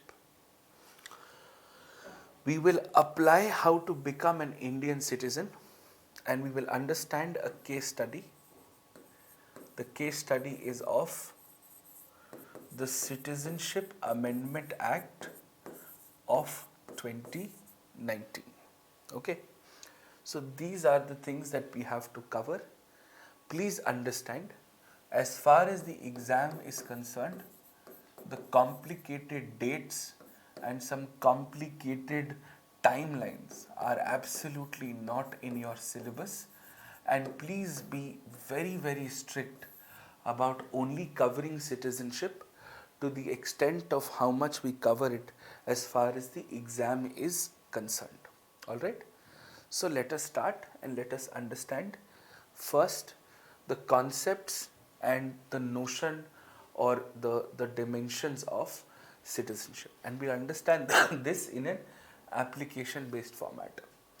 So when we understand the dimensions or when we understand the concepts of citizenship, we will understand that we are going to be using a political dimension, a geographical dimension and an economic dimension, and this economic dimension will also have a welfare concept. Okay, we'll have a welfare concept. So let's understand this from the point of view of India. Now, let us say we're talking about the types of people in India. We are talking about the types of people in India. There are broadly going to be two types of people in India. You are either going to be a citizen or you are going to be a non-citizen. Now the words non-citizen or foreigner or alien This does not mean extraterrestrial life, but alien is also a term that we use for non-citizens, right? These are interchangeable terms. So you're either a citizen or not. Now you must also understand that, like in the case of nation versus state versus country, as general studies students, nation, state, country are interchangeable. In the same way, citizenship and nationality, as far as general studies is concerned, is interchangeable. Okay? If you are a political science or a sociology or a law optional student, it could perhaps mean different things. But as far as you and I are concerned, this is enough. This is what is needed. We don't have to worry about anything else. Okay? Now, this difference between a citizen and a non-citizen is a political difference, right? Is a political difference. Now you must understand ends versus means here. The first thing that you must understand about India is that the end matters. As long as you are a citizen of India, doesn't matter how you became an Indian citizen, all citizens, irrespective of the way they become an Indian citizen, are absolutely equal. They have the exact same amount of powers and privileges. This is not the case in the US. You have different classes of citizens in the US. For example, if you migrated to the US and you were given citizenship later, you cannot contest for presidency of the US. Only those people who are citizens of the US by birth are capable of contesting elections to the US presidency. That's the first thing. The second is, what are the political advantages? Of course, citizens have the right to vote. They also have the right to contest elections, and they also have the right to hold public office.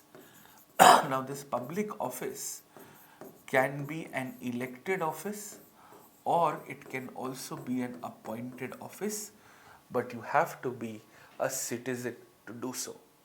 So the first dimension to citizenship is this. Okay? The first dimension to citizenship is this, right? The fact that you are a politically differentiated individual. Alright? Now, once we understand this, then we understand the further classification. And the further classification is based on geography. This is on the basis of residency, right? Which means you're either an Indian citizen residing in India or you're an Indian citizen not residing in India. So this means you are a resident Indian or you are a non-resident Indian. This is popularly called NRIs also, right?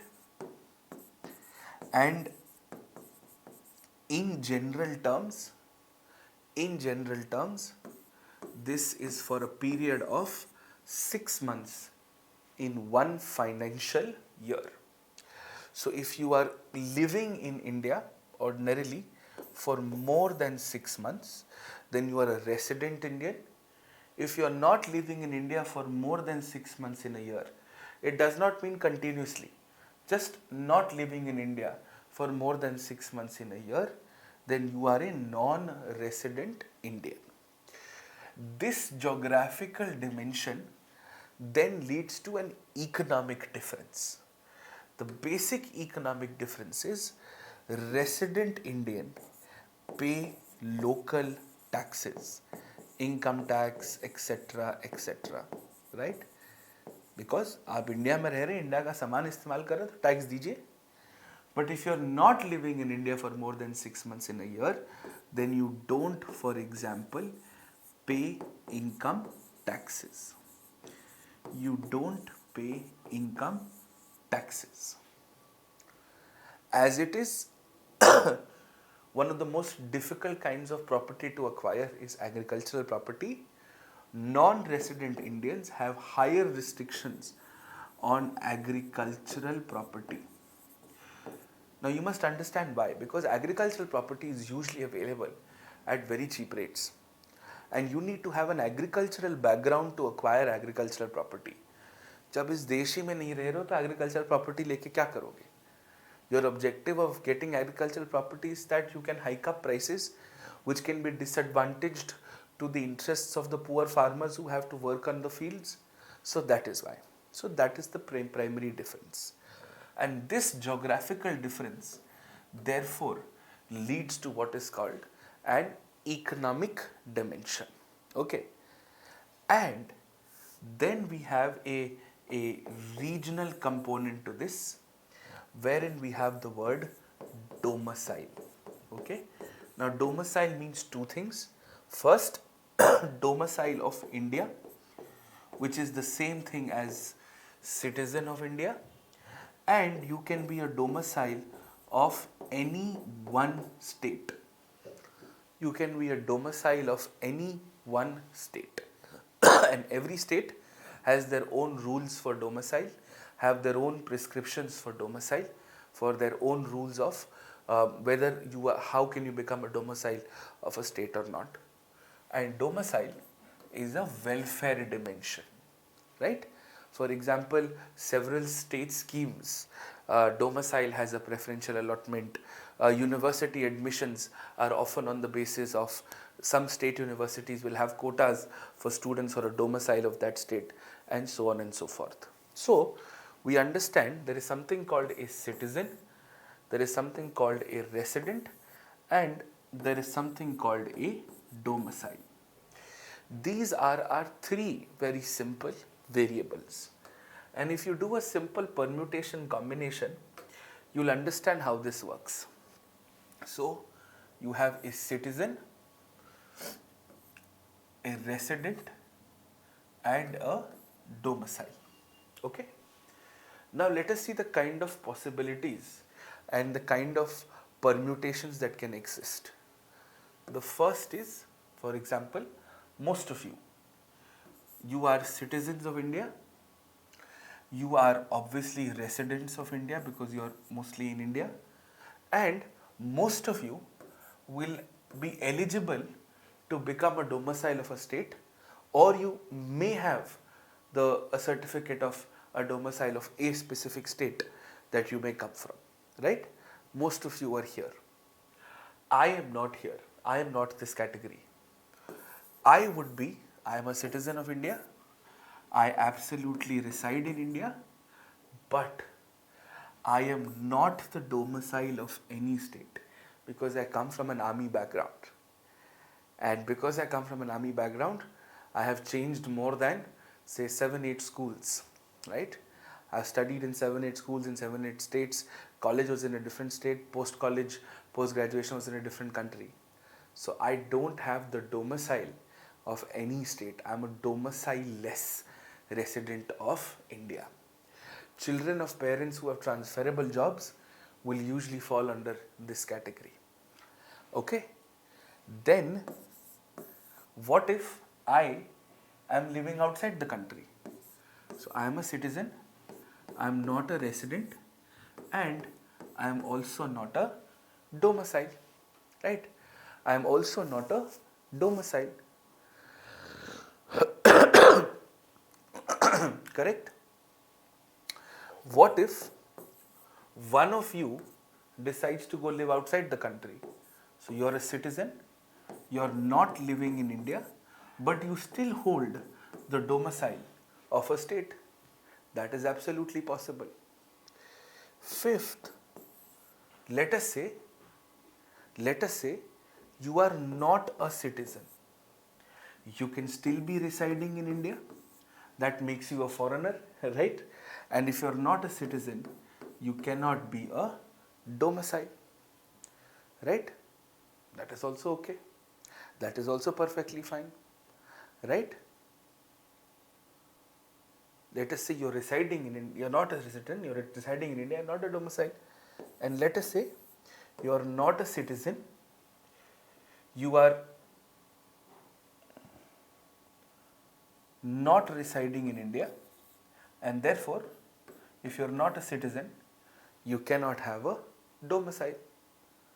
There are so many permutation and combinations that can be made out of this discussion, right? So this is largely how it is done. Okay, now let's look at the people who are not Indians and are living in India. The people who are not Indians who are living in India.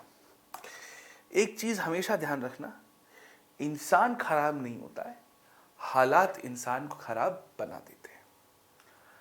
There are basically two kinds of people who are actually living in India who are not Indian citizens. Who are not Indian citizens, and there are people who are living in India.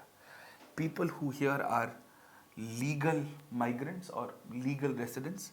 They're here with valid documentation. These valid documents are a valid passport and a valid visa. And there are people who are in India without a valid documentation, which means without a valid passport or a valid visa. Now you must understand this. Passports are an identification of citizenship, but passports are not the only identification of a citizenship. Passports are international identifications of citizenship. So if I have a passport, that definitely means that I am an Indian citizen. But if I don't have an Indian passport, that does not mean I am not an Indian citizen. If I have no plans to ever go out of the country, then there is no need for me to have an Indian passport. One must also know that passports are very expensive. The average cost of getting a new passport is at least about 3,000 to 4,000 rupees. Why would a poor person spend 4,000 rupees on a government document that the person is never ever going to use? Right? Passports are also one of the most universal forms of technology enabled documentation. Okay? One of the most universal forms of technology enabled documentation. I'll give you an example, right? Just give me 1 second.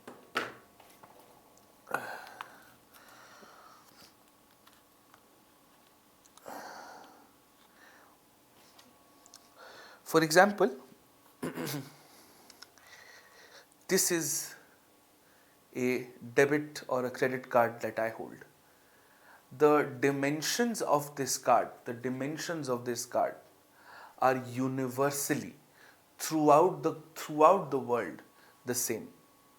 A debit or a credit card throughout the world will be of the exact same dimensions, exact same, because it should be capable to be inserted into any machine, any form, anywhere in the world. Internationally uniform. Similarly, that's exactly how passports also function. Passports are of the exact same shape and the exact same size of any country throughout the world. Their color may change, their purpose may change, but they will always be the same. Like for example, most Commonwealth countries have a dark blue passport. Most Islamic countries have a green passport. Most of the European countries have a dark red passport.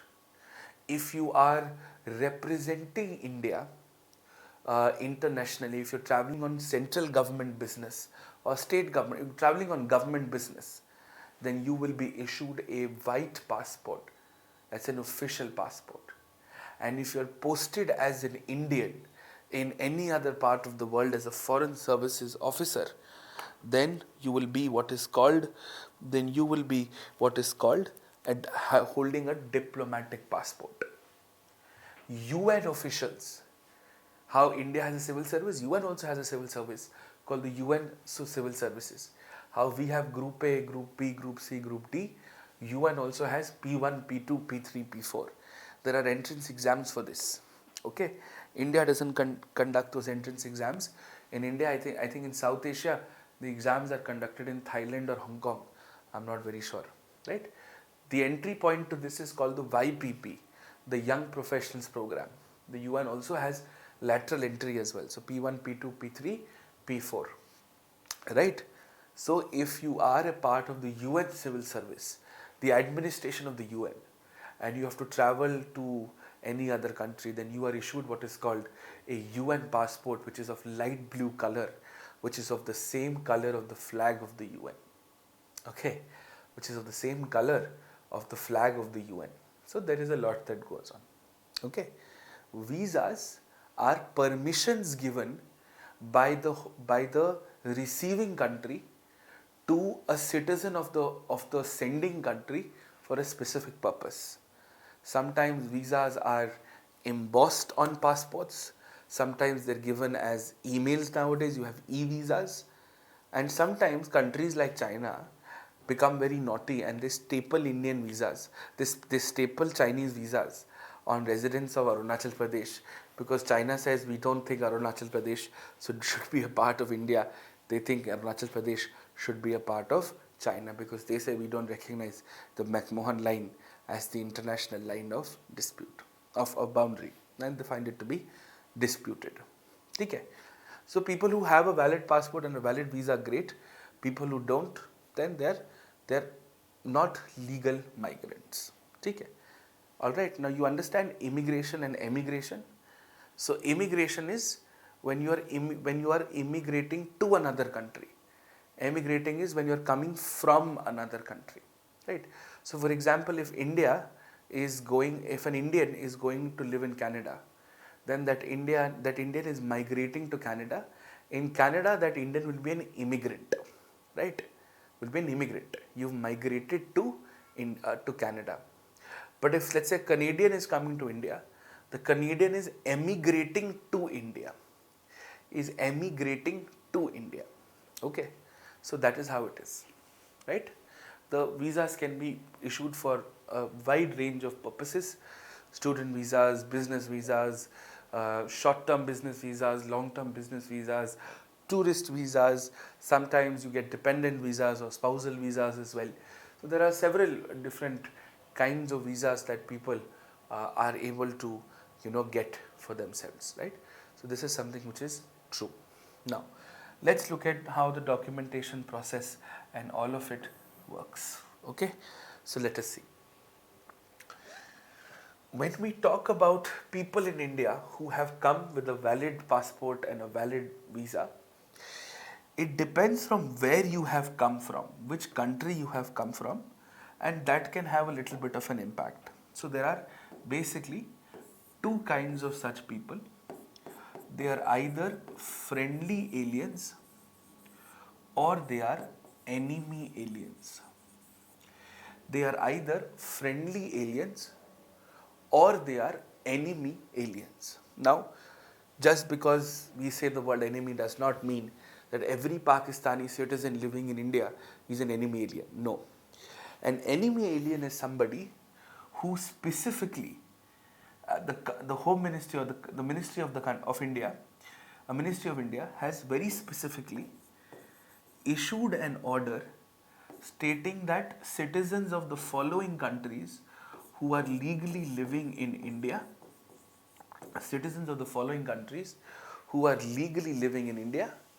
they will be considered as enemy aliens till the time the order is in force. Right now, today, there is no citizen of any country which is considered as an enemy alien in India. Okay? Understood? That's the basic difference. Now, The other part is people who are in India without a valid travel document. Remember, इंसान खराब नहीं होता है. Remember, इंसान खराब नहीं होता है. हालात इंसान को खराब बना देते हैं. Right? इंसान खराब नहीं होता है. हालात इंसान को खराब बना देते हैं. Right? So let's understand this. There are two kinds of such people. One, people who are here, वो तड़ी पार है ना, they are simply called illegal migrants. तड़ी पार, बस आ गए बॉर्डर फान के.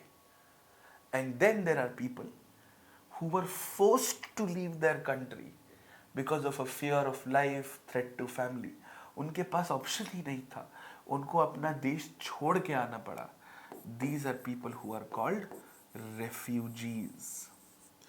These are people who are called refugees. ठीक है? Now, let's spend some time on this term and understand what are we trying to say. ठीक है? So let's get this part right so that we understand what is it that we are trying to say. चलिए ध्यान से देखते हैं. There is something called an IDP, and internally displaced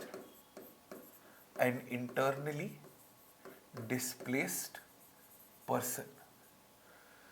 This is a person who's forced to leave a region in their own country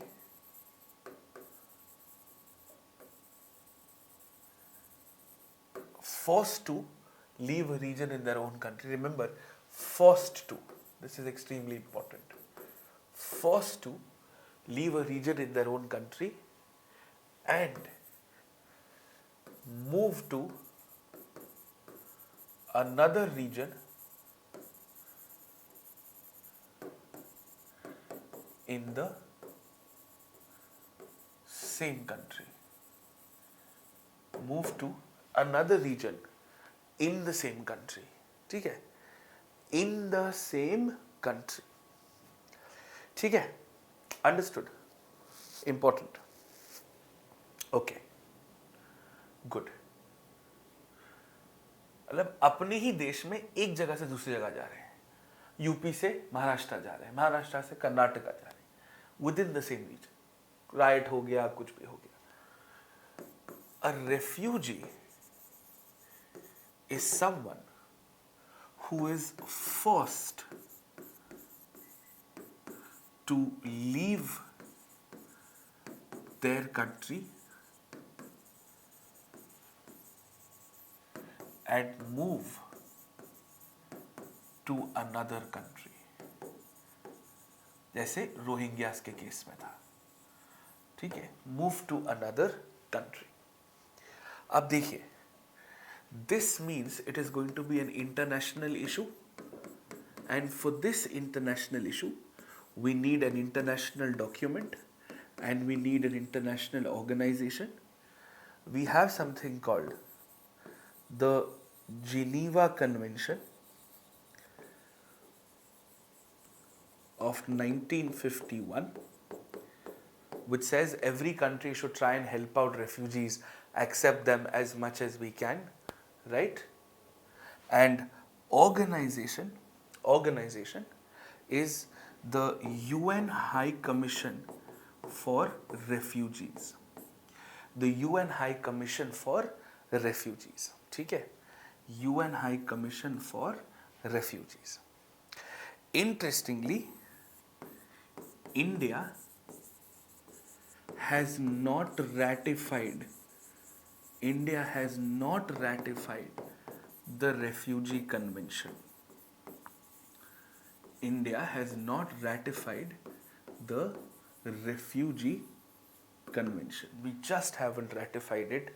We haven't ratified the Refugee Convention, which means India has no obligation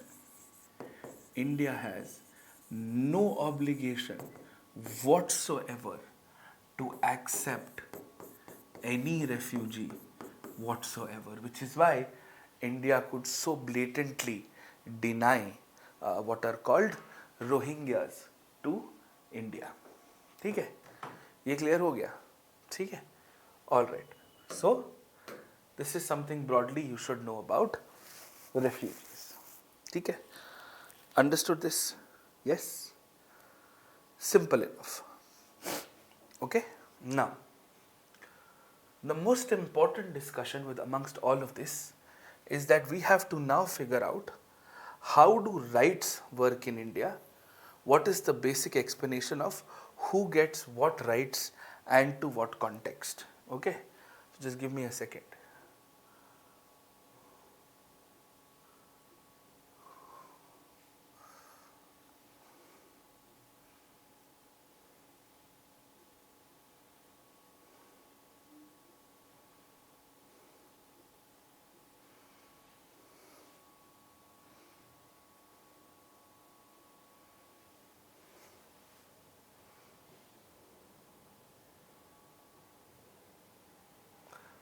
Okay, now let's look at rights. Let's try and figure out who gets what kind of rights. Do it on a fresh page. देखो, हम rights की technical detail में बातें करेंगे बाद में, but we have to understand the availability of rights.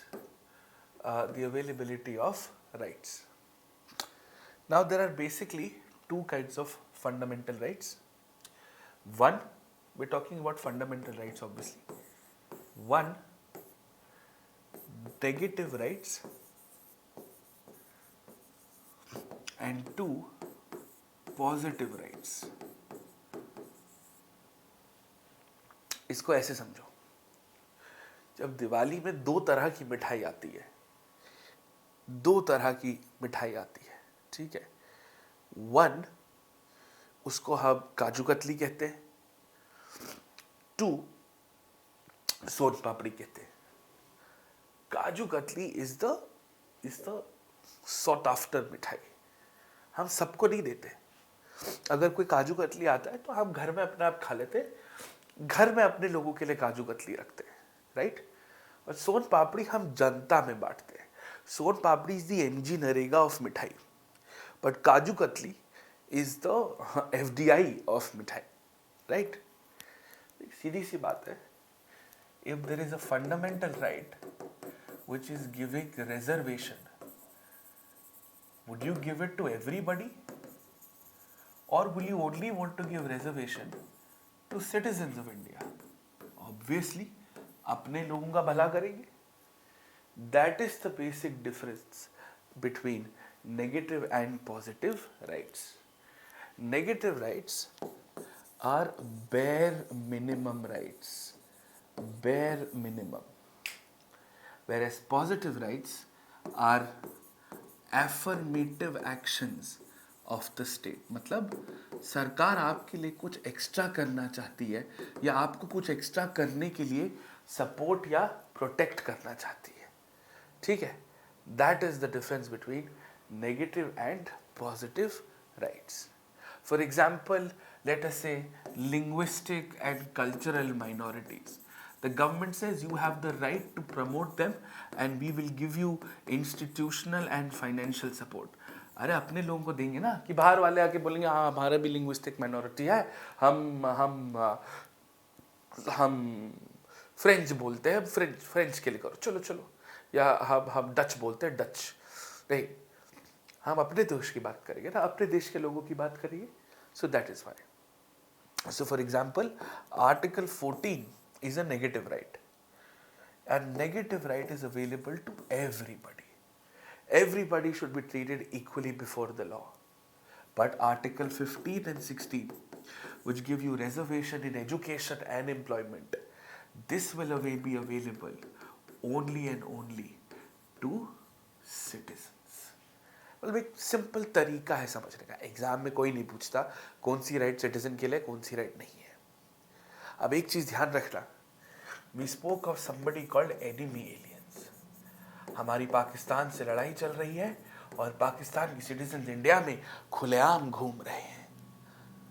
Spy भी हो सकते हैं, कुछ गड़बड़ भी कर सकते हैं, बट लीगली रह रहे हैं इंडिया में। So they will get all negative rights except the rights of preventive detention. Except the rights of preventive detention. ये 22 आर्टिकल में क्लियरली लिखा भी हुआ है। This right is not available to enemy aliens. ताकि अगर हमको लगे कि आप कुछ कांड करने वाले तो आपको उठा के हम 2 दिन जेल में रख लें, आप बेटा बैठ जाओ, वॉर खत्म हो जाए फिर भेज देंगे वापस। क्या परेशान हो रहे हो, 2 दिन की तो बात है, बढ़िया खाना वाना मिलेगा। So that's the difference and that's the basic understanding of rights in the context of citizens. ठीक है, so this is very basic, this is very clear, we've understood this in the larger context. ठीक है, समझ में आ गया पक्का? Now you can take a 5-minute break and then we will move to the law and CAA. ठीक है, I'll bring back the slide in case you want to note something down from here. Go ahead.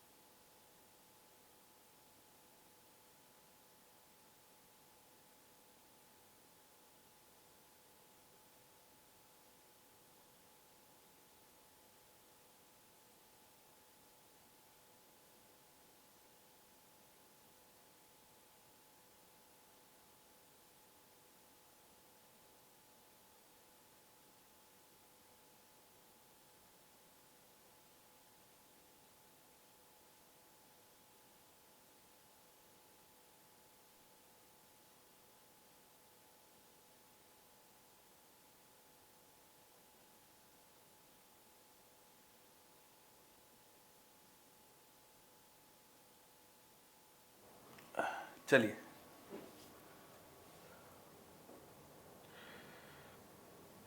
now we will spend some time on understanding citizenship and the law.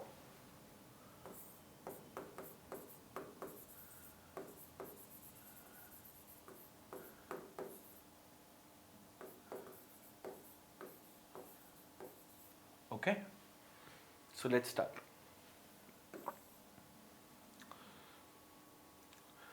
The primary law, the origin of citizenship, and it is not used a lot in modern day, is actually the Constitution of India.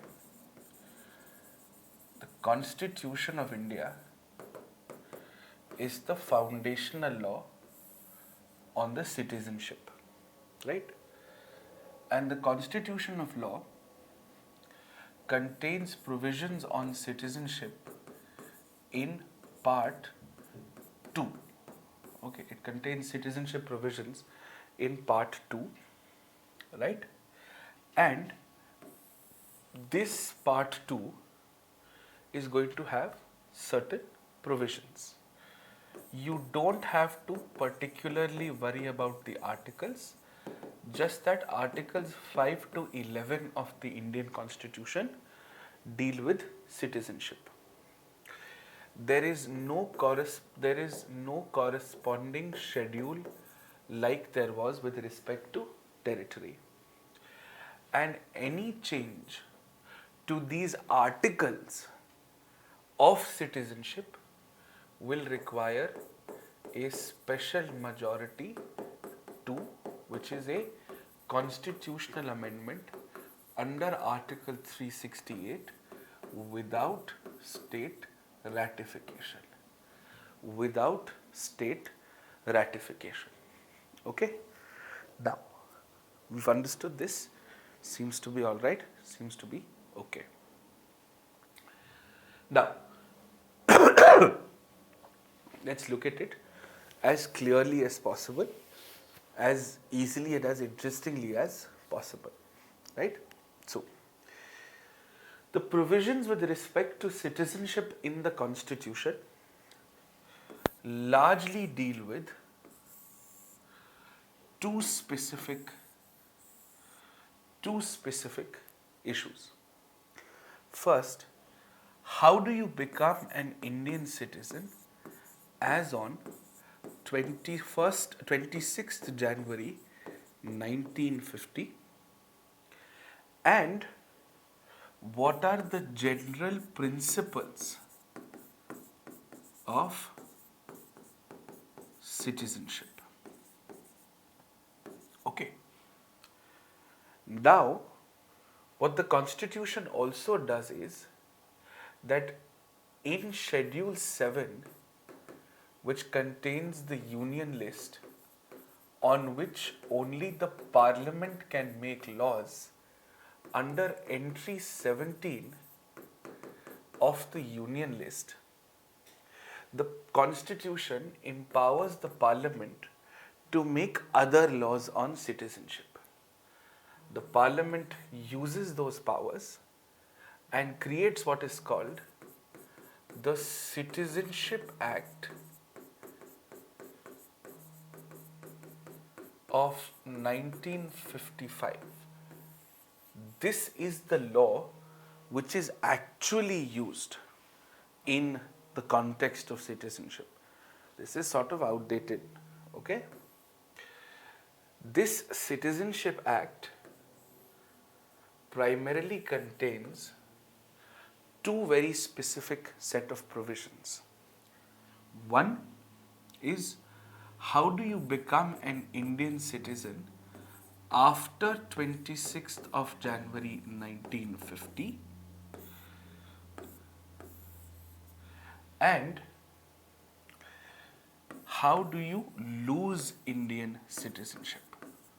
How do you lose Indian citizenship? And because this is an ordinary law passed by the Parliament under the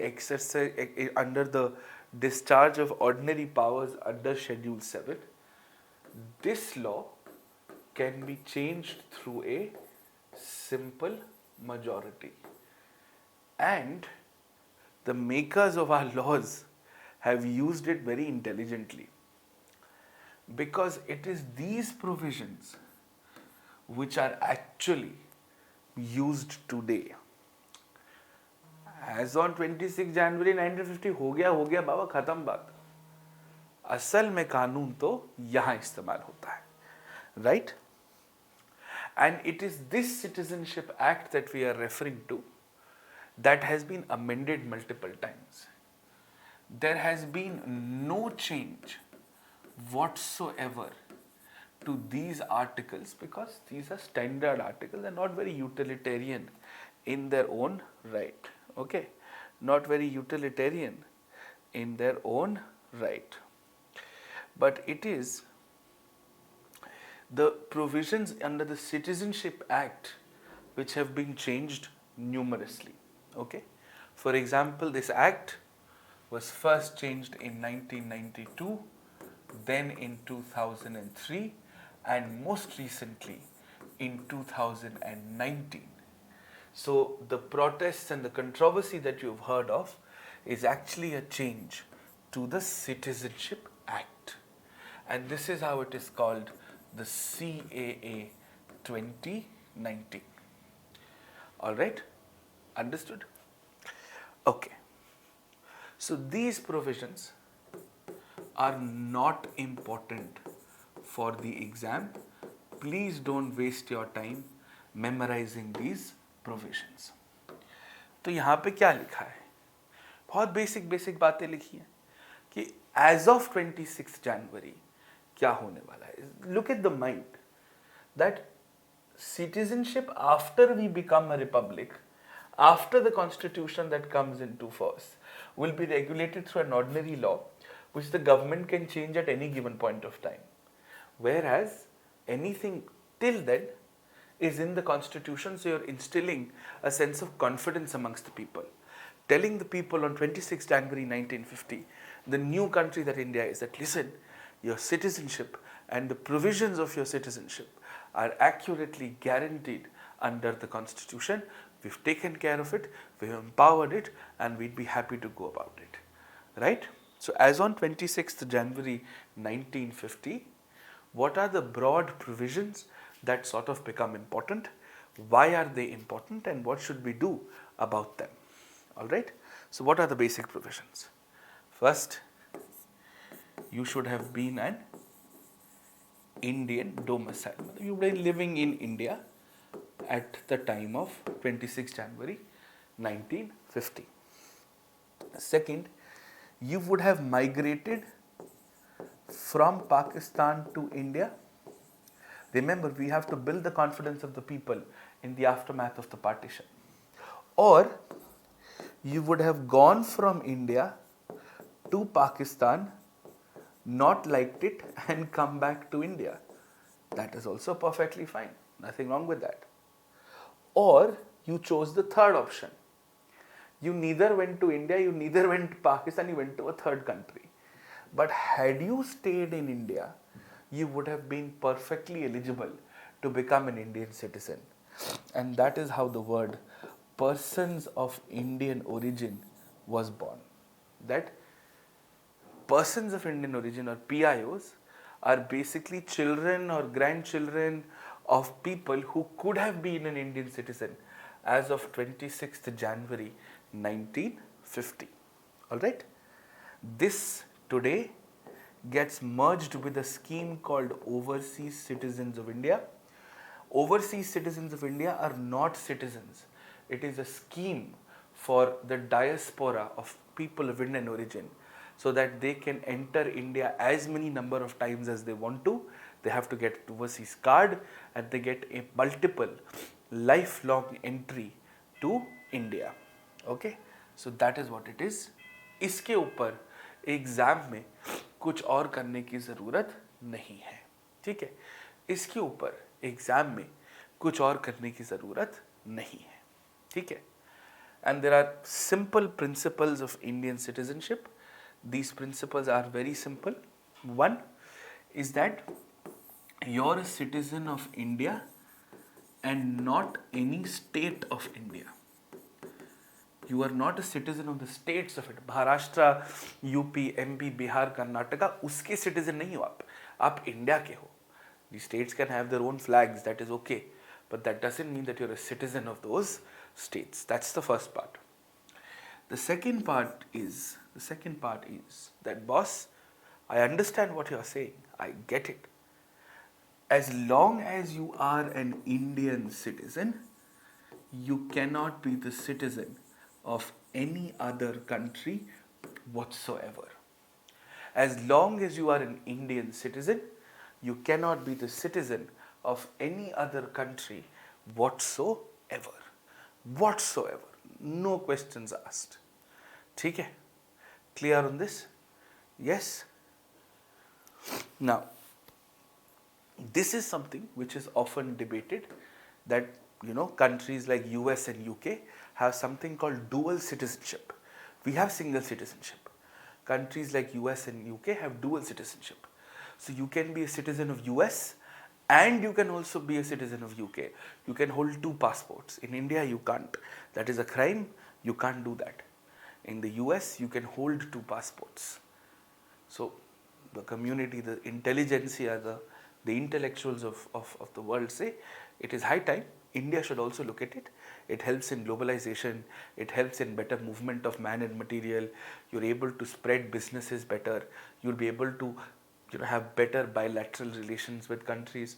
You'll be able to really pamper your diaspora. But unlike US and UK, India is surrounded by arguably a hostile neighborhood. And therefore, there could be security implications.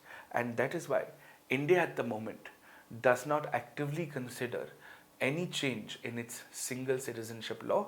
It's not on the agenda. It's not something that the governments of the day are even remotely looking at. Okay, understood? Now, we look at the real deal. So how do you become an Indian citizen after 26th January 1950? There are the following ways. First is by birth. Second is descent. Third is by registration.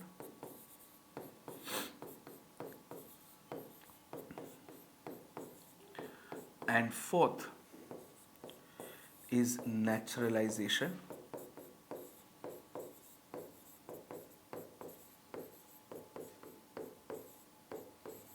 And fifth is incorporation. Incorporation. Okay? Now, each of these five mean five different things. As far as the CAA 2019 is concerned, naturalization is going to be back in focus. You don't have to memorize the technical details of these. They are never asked in the exam, and the Citizenship Act per se is actually not even in your syllabus.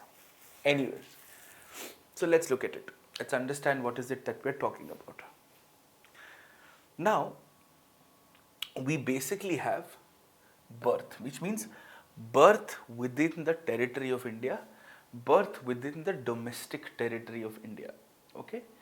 And we've got three timelines, which is broadly 1950 to 87, then we've got 87 to 2003, and then we've got 2003 onwards. We've got 2003 onwards. Okay, and this 2003 actually gets implemented in 2004, so you can actually write 2004 onwards, because the law gets enforced from 2004 onwards. Okay, most of you would fall in the last two categories. Okay. Now, if you were born between 1950 to 1987, okay, if you were born between 1950 to 1987,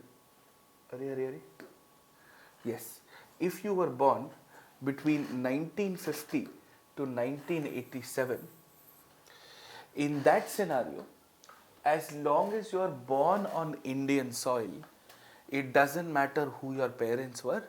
As long as you are born in India, you are an Indian citizen, right? That is also to accommodate the movement of people post the partition and to sort of be more accommodative about things like these. And India has been very accommodative about things like these. Really very, very accommodative about things like these. So, for example, you will see a lot of refugee colonies. You will see a lot of land given to people, jobs given to people who had essentially migrated to India in the context of the partition. Between 87 to 2004, we had relatively strict laws, which was that not only should you be born in India, but both of your parents should also be Indian citizens. Both of your parents, birth plus both of your parents should be Indian citizens. Okay. But 2004 onwards, we've made the law even more open-ended, which is you should be born in India, no doubt. One of your parents has to be an Indian citizen, and the other parent cannot be an illegal migrant. The other parent cannot be an illegal migrant. Now, who's an illegal migrant? An illegal migrant is somebody who's in India without valid documents. And ladies and gentlemen, boys and girls, it is this very definition of illegal migrants which gets changed because of the CAA 2019.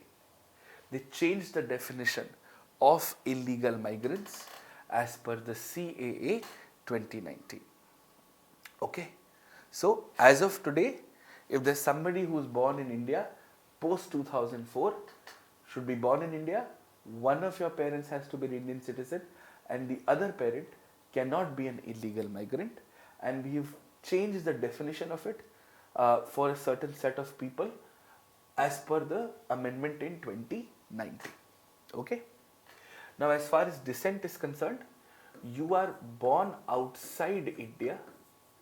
You are born outside India, and at the time of birth, at least one parent is an Indian citizen, and within 1 year, you have communicated to the Indian embassy that you want your child to become an Indian citizen, and the child is going to be made an Indian citizen.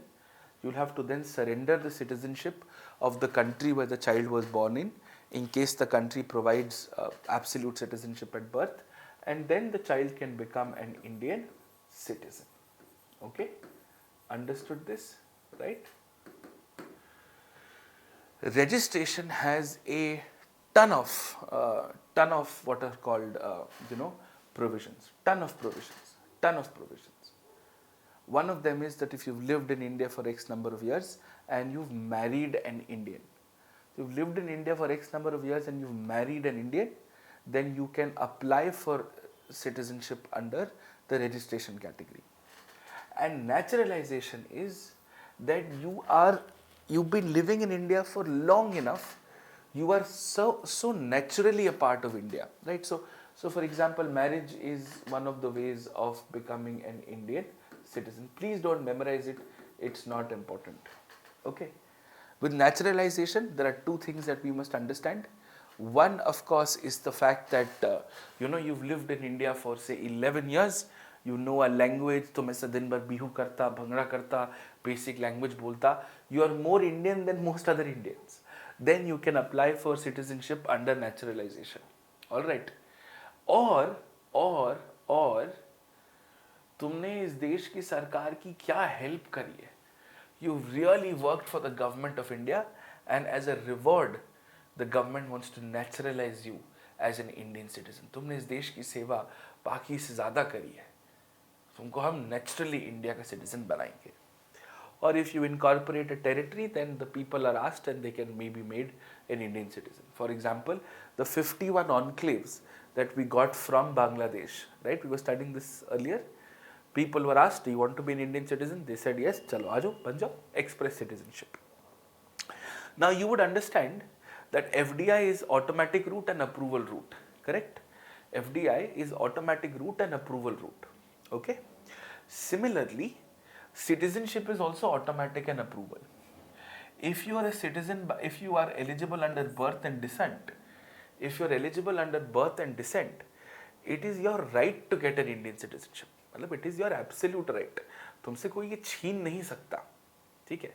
कोई भी नहीं छीन सकता, सबका हक है ये, कोई ऑप्शन ही नहीं है, ठीक है? But for registration and naturalization, it is based on approval.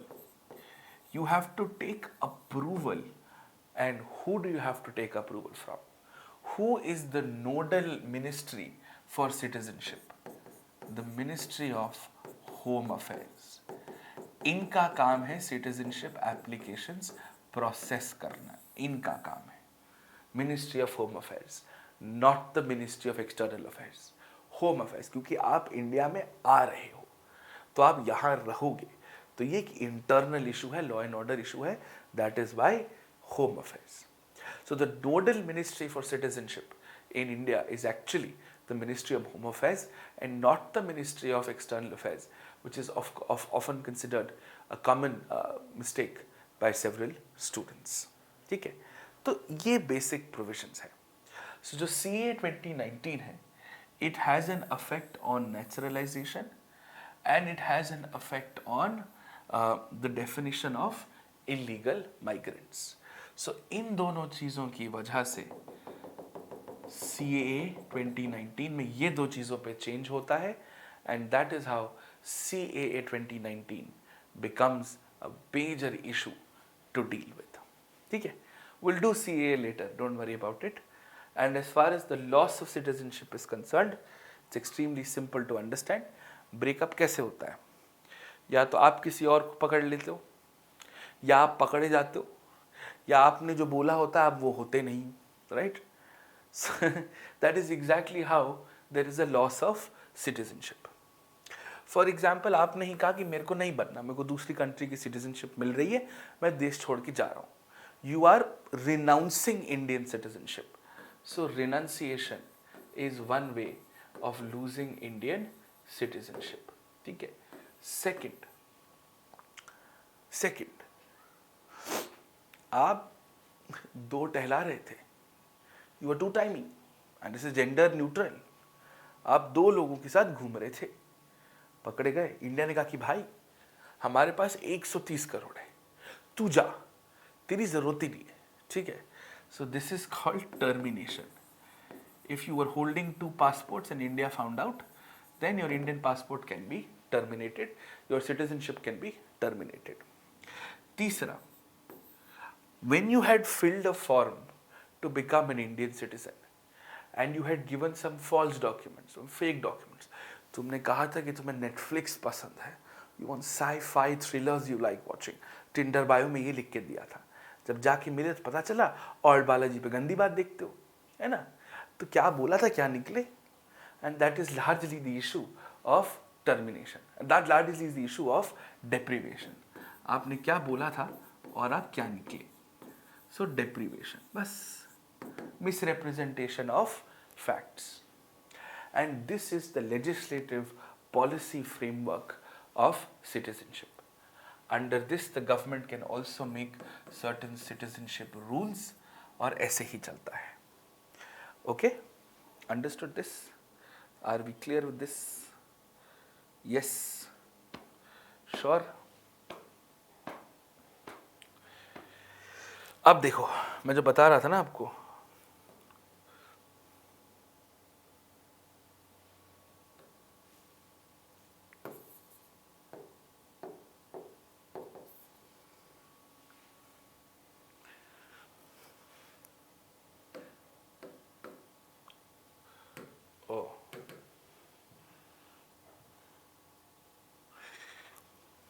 You can, ये नया फीचर है, ठीक है.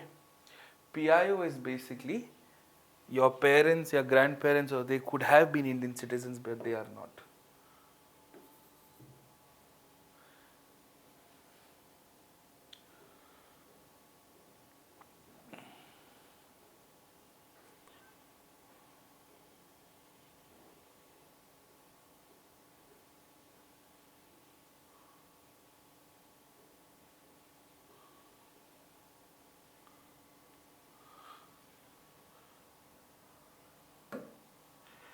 अब देखो,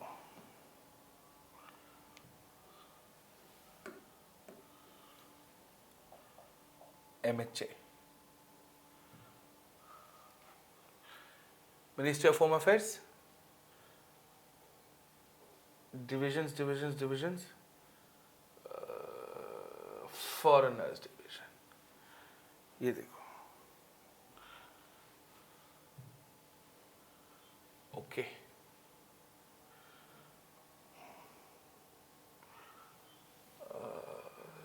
सर्विसेज डिपार्टमेंट्स,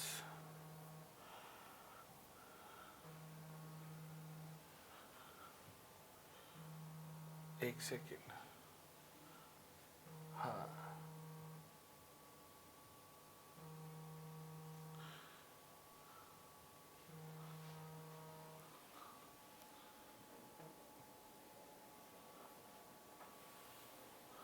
अनरान सामी तो काफी समय से रह रहे हैं।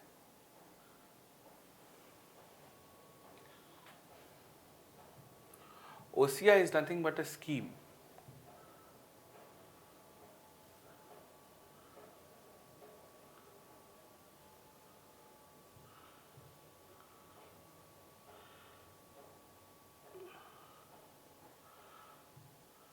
हाँ, इंडियन सिटीजनशिप, ये देखो, this is your Indian citizenship portal, government ने प्रॉपर बनाया हुआ है, ठीक है, क्लियर ऑन दिस।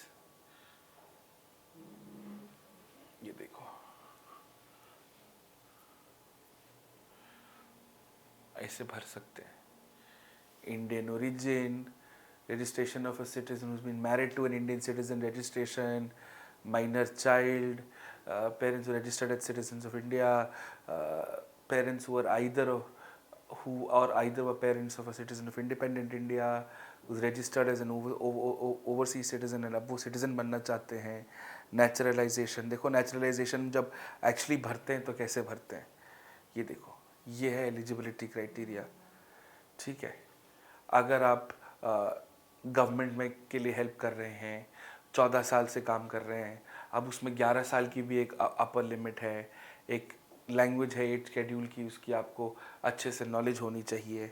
डॉक्यूमेंट्स क्या सबमिट करने पड़ते हैं, ये देखो, फॉरेन पासपोर्ट, आपका रेजिडेंशियल परमिट, 1500 रुपये लगते हैं, 2 इंडियन का एफिडेविट लगता है, लैंग्वेज सर्टिफिकेट्स लगते हैं कि देखो हमको आता है, आपको एक रिकग्नाइज एजुकेशन इंस्टीट्यूशन से, या फिर 2 सिटीजन्स जो आपके डिस्ट्रिक्ट में रह रहे हैं उनसे, और कि न्यूज़पेपर में आपको इश्तिहार देना पड़ता है कि हम तो यहाँ इस देश में रहना चाहते हैं, ठीक है। ये सब कुछ होता है ऑनलाइन में सबमिट करने के लिए, ठीक है, बहुत बहुत काम है, ठीक है। So this is it, will do the CA letter and then we'll start with theme number 3, so don't worry about it, done, sorted, ठीक है।